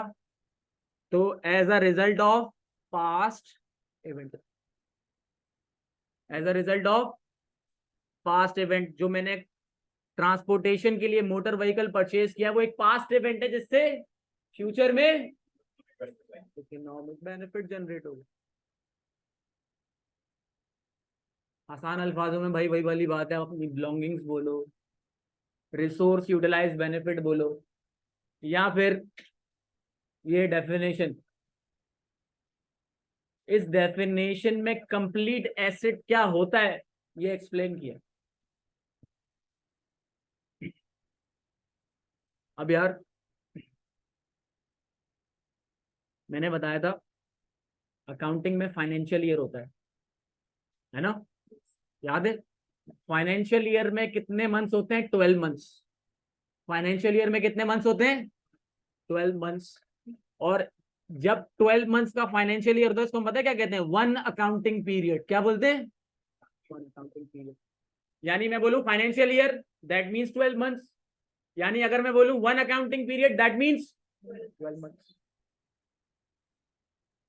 तो अब जरा समझो, तो टाइप्स हैं एसेट की। एक होते हैं करंट एसेट्स और दूसरे होते हैं नॉन करंट एसेट्स। एक होते हैं करंट एसेट्स और दूसरे होते हैं नॉन करंट एसेट्स। यार हर वो एसेट जिसको मैं इस्तेमाल करके फायदा ले लूं वन अकाउंटिंग पीरियड में, वो कौन से होंगे? Current assets. यानी जिनको मैं 12 मंथ्स के अंदर अंदर यूटिलाइज कर लूं ना, वो क्या होंगे? और जिनको मैं 12 मंथ्स से ज्यादा इस्तेमाल करूं वो कौन से होंगे? अब मैं एग्जांपल्स लेता हूं, आप लोग बताना। यार मैंने गाड़ी ली है, तो क्या मैं वन अकाउंटिंग पीरियड सिर्फ यूटिलाइज करूंगा या इसको मोर than one accounting period? More than one accounting period. Let's say for example मैंने एक जमीन खरीद ली, वन अकाउंटिंग पीरियड इस्तेमाल करूंगा या more than one accounting period? तो non current asset. Building, more than one accounting period. जैसे फॉर एग्जांपल ऑफिस बिल्डिंग है, तो यार सोचो कोई ऑफिस बिल्डिंग बार बार चेंज थोड़ी करेगा। 2 महीने बाद ऑफिस शिफ्ट करने चलो, दूसरा खरीद। समझ आ रही है बात? तो ये ऑफिस बिल्डिंग क्या होगी? Non current asset. और सोचो कायदे आजम कैश, ये क्या है? यार आज आपकी जेब में जो 500 रुपए पड़े हुए हैं, क्या कल वही होंगे? उसको आप यूटिलाइज कर लोगे। That means one accounting period के अंदर अंदर आप उसको क्या कर रहे हो? यूटिलाइज। तो वो कौन से एसेट हैं? Current assets. जिनको 12 महीने के अंदर अंदर इस्तेमाल कर लिया वो कौन से? और जिनको 12 महीने से ज्यादा इस्तेमाल किया वो कौन से? Non current asset. अब एक बच्चा ना, उसका दिमाग चलता है जिसका, मैं पता है क्या बोला? सर मिसाल के तौर पे मैंने एक गाड़ी खरीदी और मैं गाड़ी खरीद के मैंने उसको क्या कर दिया? आगे बेच दिया। एक हफ्ता रखा, आगे बेच दिया। तो आपने तो कहा गाड़ी क्या है? Non current asset. लेकिन ये तो जी गलत बोल रही है, गलत। लेकिन हुआ क्या? सर हमने तो गाड़ी को एक हफ्ते में ही बेच दिया, यानी हमने इसको सिर्फ इस्तेमाल कितना किया? वन अकाउंटिंग पीरियड इस्तेमाल किया। ठीक है, ब्रॉडर टर्म में बोल रहा हूँ, कितना इस्तेमाल किया, 1 अकाउंटिंग पीरियड के अंदर अंदर इस्तेमाल कर लिया। अब सोचो यार, असल पॉइंट पता है क्या है, कोई भी एसेट को करंट एसेट कैटेगराइज करना या नॉन करंट एसेट कैटेगराइज करना बेसिकली कंपनी की इंटेंशन पे डिपेंड करता है। कंपनी की किस पे डिपेंड करता है, इंटेंशन।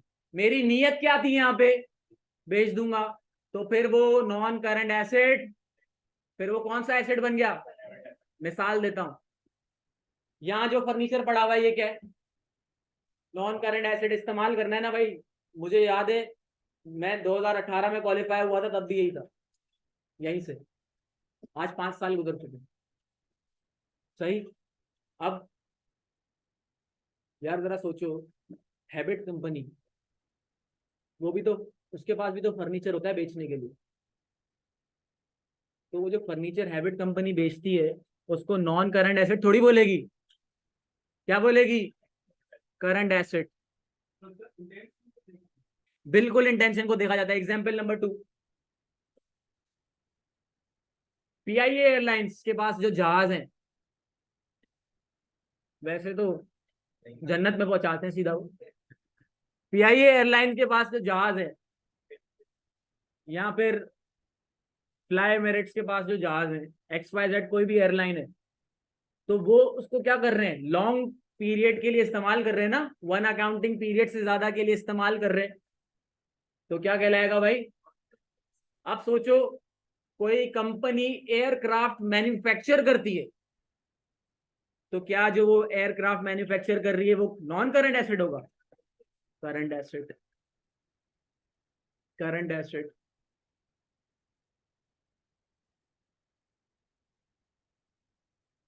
अब जरा समझना, सर फिर इसको कौन सा करंट एसेट बोलेंगे, इसको बोलेंगे बेटा इन्वेंट्री। क्या बोलेंगे, इन्वेंट्री क्या होती है सर, जिस भी चीज का आप बिजनेस कर रहे हो ना, उसको क्या कहते हैं। फॉर एग्जाम्पल एक स्पोर्ट्स शॉप है, तो वो किस चीज का कौन से गुड्स का बिजनेस कर रही है, स्पोर्ट्स गुड्स का, तो वो स्पोर्ट्स गुड्स के लिए क्या है, इन्वेंट्री। हैबिट कंपनी के लिए फर्नीचर क्या है, इन्वेंट्री। और जो तबानी स्कूल ऑफ अकाउंटेंसी के पास जो ये फर्नीचर पड़ा है वो क्या है, नॉन करंट एसेट। तो अगर नीयत रख के इस्तेमाल करने की हो 1 अकाउंटिंग पीरियड से, तो क्या बन जाएगा। और अगर नीयत फॉरन 1 अकाउंटिंग पीरियड में यूटिलाइज करने की हो, चाहे बेच के चाहे 1 अकाउंटिंग पीरियड में इस्तेमाल करके, तो क्या कहलाएगा, करंट एसेट। अब जरा सुनो, कैश क्या होता है, अभी थोड़ी देर पहले बताएगा, जो आप 50 रुपए 500 रुपए 500 रुपए आपकी जेब में पड़े हैं, वो कल। जरा सोचो, मैं गया बैंक के पास, मैंने बोला बैंक बैंक अकाउंट खुलवाना है। बैंक ने बोला कौन सा account, current account fix account. मैंने बोला फिक्स अकाउंट।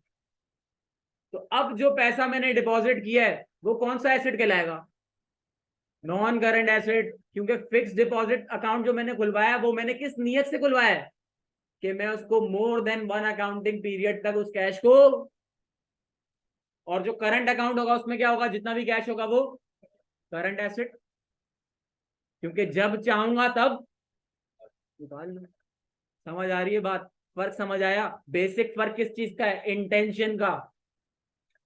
अब बच्चा एक सवाल पूछता है, सर पहले हमने गाड़ी खरीदी इस्तेमाल करने की नियत से, 2 दिन बाद सोचा बेच देते हैं, तो फिर कौन सा एसेट, नॉन करंट एसेट या करंट एसेट। बेटा ये तुम लोगों की इंटेंशन होती होगी ऐसी, कंपनी की इंटेंशन ऐसी, कंपनी के अंदर बोर्ड ऑफ डायरेक्टर्स बैठे हुए होते हैं, बोर्ड ऑफ डायरेक्टर्स की मीटिंग होती है, उसके अंदर बोर्ड ऑफ डायरेक्टर्स का अप्रूवल होता है कि ये फला एसेट इसलिए खरीद रहे हैं। बच्चे तो नहीं है ना यार, आज मोबाइल लेके आए कल बेचने जा रहे, तो कंपनी तो इस तरह डिसीजन नहीं लेती। जो डायरेक्टर सोचो इस तरह के फैसले करेंगे, वो तो शेयर होल्डर्स को डुबा देंगे। ऑनर तो बोलेगा भाई तुम लोगों ने लगवा दी, तुम लोग तो बच्चों की तरह एक लेके आते हो दूसरे पे दूसरा, तो दैट मीन्स कंपनी की intention on the very first day clear होती है, क्योंकि उसके पीछे बोर्ड ऑफ डायरेक्टर्स के अप्रूवल होते हैं। तो ये सवाल ध्यान में नहीं लेके आना कि सर पहले खरीदने के लिए, पहले इस्तेमाल करने के लिए लेके आया फिर बेच दिया। ठीक है, अच्छा समझ आ गया current asset non current asset में फर्क क्या है। कुछ एग्जांपल्स देख लेते हैं। कैश क्या है भाई? Current asset. जो बैंक में पैसा पड़ा हुआ है वो क्या है? Current asset. सर आपने दो बताए थे अकाउंट, एक करंट अकाउंट दूसरा फिक्स अकाउंट। तो यहाँ पे वो एग्जाम्पल के तौर पे फिक्स अकाउंट आया था, वैसे अभी फिलहाल फिक्स अकाउंट को क्या कर दो, साइड कर दो। सिर्फ क्या सोचो, जिंदगी में एक ही अकाउंट है, करंट अकाउंट। ठीक है, तो जितना पैसा बैंक में पड़ा है वो भी क्या है? Current asset. इन्वेंट्री अभी बताया था, जिस चीज का कंपनी बिजनेस कर रही है वो क्या है? तो इन्वेंट्री भी क्या है? Current asset. Office supplies, office supplies पता है क्या होता है? जैसे फॉर एग्जांपल लैपटॉप नहीं भाई, स्टेशनरी, फाइल्स वगैरह, पेपर्स, प्रिंटिंग पेपर्स जो होते हैं यूज हो रहे होते हैं, ये सब क्या है? Office supplies. सोचो यार, एक कैलकुलेटर आया है, आप लोग तो शायद चला लेते होगे रस्सी से बांध के उसको बिल्कुल तरीके से 5-5 साल, लेकिन एक ऑर्गेनाइजेशन में जो कैलकुलेटर आया क्या वो 5-5 साल चलेगा? स्टेशनरी जो आई है वो क्या 5 साल चलेगी? नहीं। तो that means office supplies. Office supplies में दूसरी चीजें भी आती है, क्लीनिंग मटेरियल, टी कॉफी वगैरह जो चीजें, ये सारी क्या है? Office supplies. तो वो भी क्या है? एसेट। अब जरा समझना एक बात, एक बहुत तगड़ी बात करने वाला, अगर समझ आए तो रिटेन करना, वरना क्या बोलना, खल्ली वल्ली। फिलहाल देखो, हर वो एसेट जब तक मेरे पास मौजूद है ना, मैंने इस्तेमाल नहीं किया तो एसेट है। जिस दिन इस्तेमाल कर लिया पूरा, वो क्या बन जाएगा? एक्सपेंस। बात समझ आ रही है या नहीं आ रही? देखो, एक एसेट खरीदूं या बिजली का बिल आ जाए, है तो दोनों खर्चे ना, लेकिन उस एसेट को जरा सोचो, उस एसेट को अभी तक मैंने इस्तेमाल, तो जब तक अनयूज्ड है तब तक क्या है? जिस दिन इस्तेमाल हो जाएगा उस दिन क्या बन जाएगा? तो ऑफिस सप्लाईज के लिए बात ध्यान में बिठाओ, जो ऑफिस सप्लाईज अनयूज है वो क्या है? एसेट। जो ऑफिस सप्लाईज मैंने इस्तेमाल कर ली, एक्सपेंस बन गया। सोचो यार, मैं क्लीनिंग मटेरियल लेके आया, ठीक है, मैंने बोला 1000 का क्लीनिंग मटेरियल आया है, एसेट। सही। अब उस क्लीनिंग मटेरियल को मैंने इस्तेमाल कर लिया, क्लीनिंग मटेरियल को क्या कर दिया? अब क्लीनिंग मटेरियल बचा है क्या? खत्म। तो क्या मैं कोई एसेट बोल सकता हूं कि मेरे पास 1000 रुपीज का क्लीनिंग मटेरियल है? वो क्लीनिंग मटेरियल अब क्या बन गया? यानी ऑफिस सप्लाईज जो अनयूज होते हैं वो क्या है? एसेट। जो ऑफिस सप्लाईज इस्तेमाल हो गए वो क्या है? बात पल्ले पड़ रही है, जा रही है? हाँ, सारे।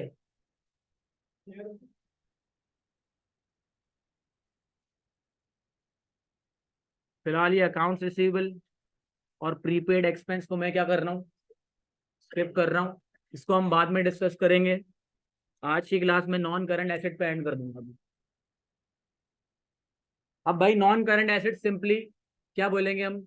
Land, building, furniture, machinery, fixtures and fittings. ये फिक्सचर्स एंड फिटिंग्स क्या होती है? बिल्कुल सही कह रहे हैं, बिल्कुल सही कह रहे हैं। अब जरा सुनो, टूल्स वगैरह भी होते हैं, सुनो। फॉर एग्जाम्पल, कुछ एसेट्स ऐसे होते हैं जो अगर उसको सिंगल फॉर्म में देखा जाए ना सिर्फ, तो वो इतने मटेरियल नहीं रखते, इतनी इंपॉर्टेंस नहीं रखते। लेकिन जब उन छोटे छोटे एसेट्स को हम एक साथ देखते हैं तो वो हमारे लिए एक इंपॉर्टेंट चीज बन जाती है।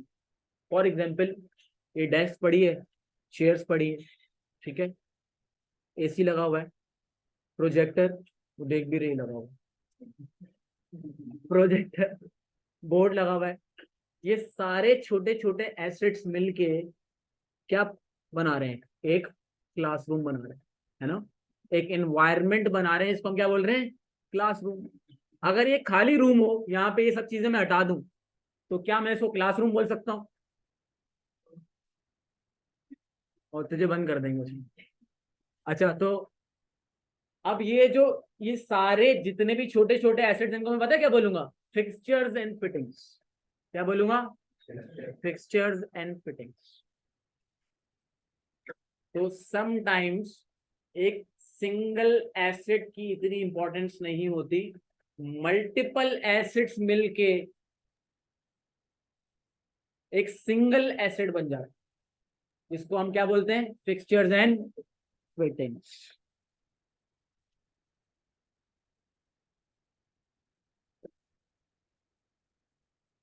बेटा दुआ लाई नॉन करंट एसेट होगा फिर वो।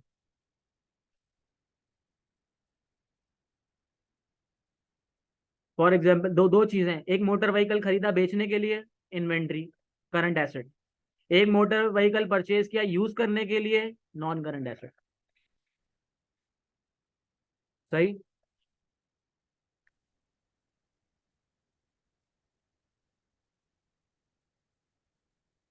क्लियर। यहाँ की आँख।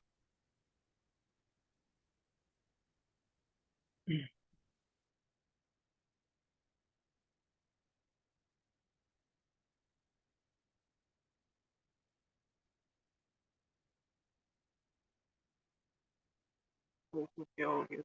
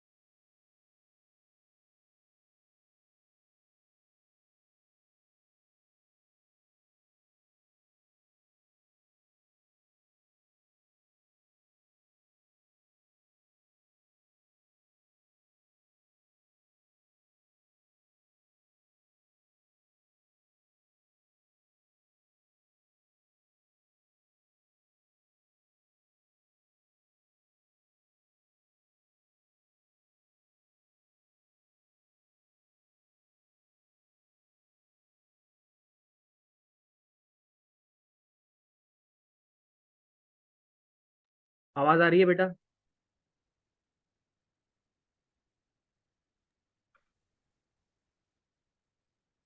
अच्छा, एक तो मैंने एक बात बोली कि आपको एक बात ये बोली है कि व्हाट्सएप ग्रुप बनाना है, ठीक है, वो मैंने फैजान को कह दिया है, वो सबको ऐड कर देगा। सही। सेकेंडली, स्टडी मटेरियल आपने क्या यूज करना है, तो इधर सुन लो भाई।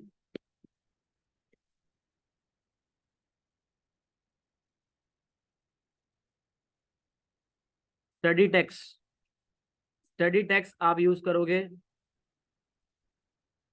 बीपीपी नहीं, स्टडी टैक्स आप FA1 में किसकी यूज करोगे? बीपीपी। और एग्जाम किट, एग्जाम किट आप दोनों इस्तेमाल करोगे, कैप्लान भी और स्टडी टैक्स। मैंने FA1 के लिए बीपीपी की क्यों रिकमेंड की है? क्योंकि FA1 के अंदर कंपैरेटिवली कुछ थ्योरी के टॉपिक्स ज्यादा हैं, तो जहां पे भी थ्योरी आ जाती है ना, वहां पे ओवरऑल आपको ACCA की जर्नी में टीचर्स रिकमेंड करेंगे बीपीपी, और जहां कैलकुलेशन ज्यादा है वहां कैप्लान। तो FA1 में हम कौन सी स्टडी टैक्स इस्तेमाल करेंगे? और जो बिल्कुल चीते बच्चे होंगे वो पहले ये खत्म कर लेंगे, उसके बाद कैप्लान, क्योंकि उनके पास तो करने को कुछ है ही नहीं, जिंदगी में पढ़ना ही पढ़ना है। ठीक है, मिल जाएगी बिल्कुल, आप डाउनलोड कर सकते हो, लेकिन मेरी रिकमेंडेशन ये, क्योंकि स्लाइटली चेंज हुआ है कोर्स में, तो आप अपडेटेड वर्जन परचेज कर लो।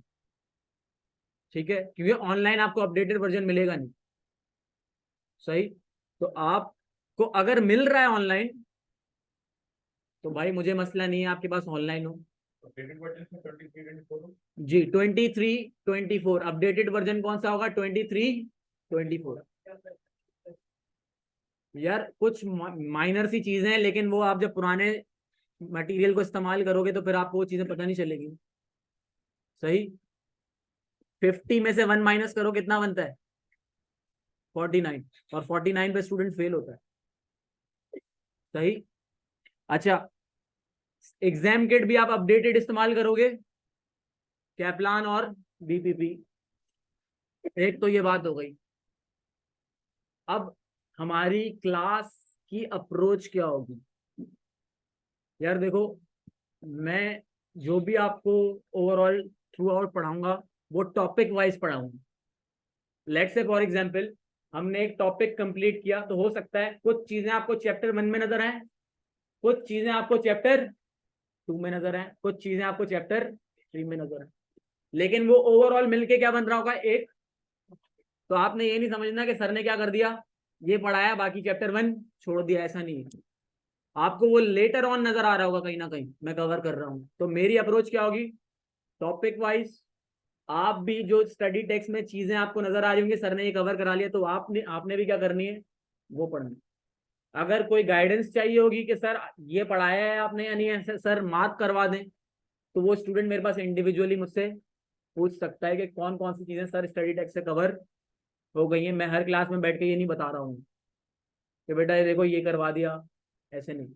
मैं टॉपिक वाइज चल रहा हूँ, कुछ क्लासेस के बाद मैं टॉपिक्स भी बता दूंगा। अच्छा, नंबर 2, यार ये वाली हरकत मत करना कि आप क्लास में आ रहे हो और आपके पास फिलहाल तो शुरू की 3-4 क्लासेस है, उसमें हमें एग्जाम किट की जरूरत नहीं पड़ेगी, लेकिन जब बाद में क्लासेस होंगी तो आपके पास एग्जाम किट लाजमी होनी चाहिए। मेरी तरफ से आपको मैसेज नहीं आ रहा होगा कि कल प्लीज एग्जाम किट ले आना। सही है, तो एग्जाम किट आप अपने पास रखोगे। सही है, वरना क्या होगा? जलील, और तू तो सबसे ज्यादा है। ठीक है, मेरे पास जो है ना उसको क्या प्लान पुराना। सही है, सही है।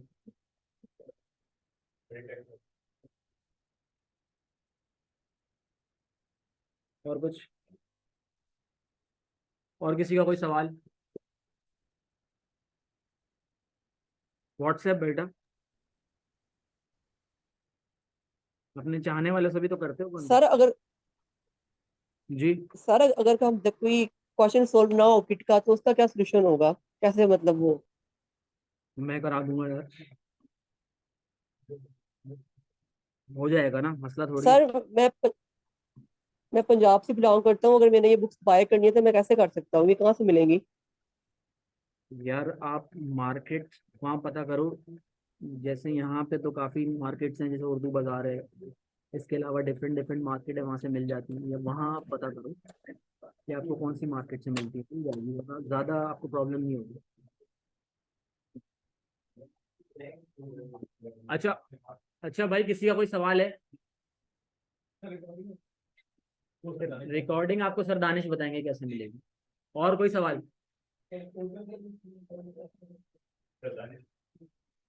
हाँ भाई, और कोई सवाल? ठीक है भाई, आज की क्लास यहाँ पे हम एंड कर रहे हैं। सर दानिश को आपके 2 से 4 मिनट चाहिए होंगे, ठीक है जी? हाँ वो पूछ लेना, तुम अभी पूछ लेना।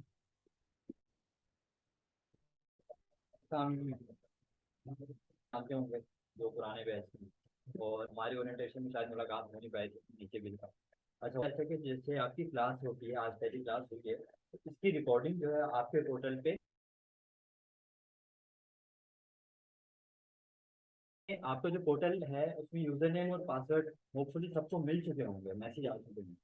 नहीं है तो चलो आज या कल मॉर्निंग में आपके पास मैसेज आ जाएंगे, उसमें लिंक आपको प्रोवाइड कर देंगे कि tabanis.com ऐसे लिंक है, ठीक है। तबानिस का जो पोर्टल है उसमें आपका यूजर नेम और पासवर्ड भी आपको मिल जाएगा। तो जैसे आप उसमें लॉगिन करेंगे,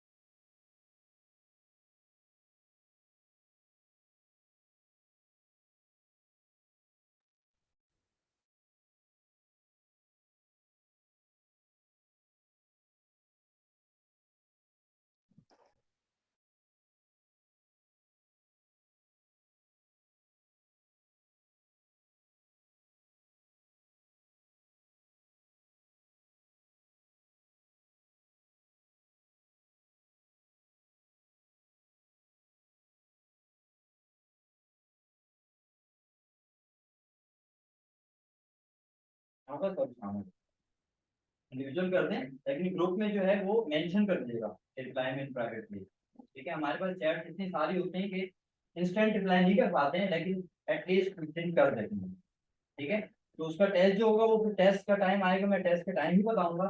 अटेंडेंस आपने प्रॉपर रखनी होगी। आपको कल या परसों में जैसे आपकी क्लासेस होंगी, आपने अगर पिक्चर्स दे दी हैं तो आपके जो है वो स्टूडेंट आईडी कार्ड बन जाएगा। तो नेक्स्ट क्लास में जब आप लोग आएंगे तो सबसे पहले क्लास में आते हुए सबसे पहले ऑफिस आइएगा, अपने अपने कार्ड जो है मुझसे ले लीजिएगा, ठीक है।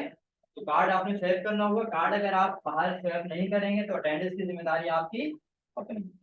कोई मुझे ये नहीं कहेगा कि सर मेरी अटेंडेंस नहीं लगी। कार्ड आप लोग जब तक नहीं लगाएंगे तो अटेंडेंस नहीं लगेगी।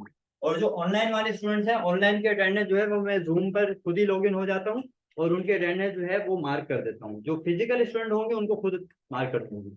और कोई अगर कार्ड भूल जाता है तो उसने मुझे बताना होगा सर आज मैं कार्ड नहीं लाया हूं किसी वजह से। बार बार ऐसा नहीं होगा, क्योंकि मेरे आने से पहले आपको गाड़ी रोक लेगा, वो अंदर नहीं आने देगा, ठीक है। और कोई क्वेश्चन? सर तो ऐसे हो सकते हैं कि आप कार्ड लेकर आए ना, आप वापस क्वेश्चन लिखते हैं। और कोई किसी का कोई क्वेश्चन? अच्छा, ग्रुप में कौन कौन ऐड नहीं है? जो ग्रुप में ऐड नहीं है तो मुझे मैसेज कर दे, इंशाल्लाह। अभी तो ऐसे छुट्टी का टाइम हो गया, कोशिश होगी मैं कर दूंगा, अदरवाइज कल मैं आप लोग को सेंड कर दूंगा ऐड, ठीक है। आपकी क्लास कल क्लास नहीं होगी आपकी। अच्छा, सैटरडे को आपका शेड्यूल जो है वो बन जाता है। हर सैटरडे को आपके ग्रुप पे पोस्ट हो जाएगा कि आपकी नेक्स्ट वीक में किस किस दिन क्लास होगी। टाइमिंग तो हमारी सेम होती है 6 to 9, लेकिन डेज हमारे चेंज होते रहते हैं, ठीक है। Monday Tuesday Wednesday Thursday Friday Saturday, इन 6 दिन में से आपकी 2 दिन FA1 होगी, 2 दिन MA1 होगी, ठीक है। तो आपको हर सैटरडे को नेक्स्ट वीक का शेड्यूल मिल जाया करेगा। डन? और किसी का कोई क्वेश्चन? सर अब हमारी क्लास मंडे को है। नहीं बेटा, आपको कल बताया जाएगा। ग्रुप में जो है वो आपका टाइम टेबल शेयर कर दिया जाएगा, उसमें आपको पता चल जाएगा आपकी क्लास जो है वो नेक्स्ट वीक में किस दिन है, ठीक है। सर मेरा मतलब ये कि अब नेक्स्ट वीक ही होगी ना, इन 2 डेज में नहीं होगी, सैटरडे संडे। अब आज फर्स्ट क्लास थी, अब जो सेकंड क्लास होगी वो नेक्स्ट वीक ही होगी। वो मंडे भी हो सकती है, वो ट्यूसडे भी हो सकती है, वो आपको कल बताया जाएगा, ठीक है। Okay sir. उस पर सबने एक्टिव रहना होगा।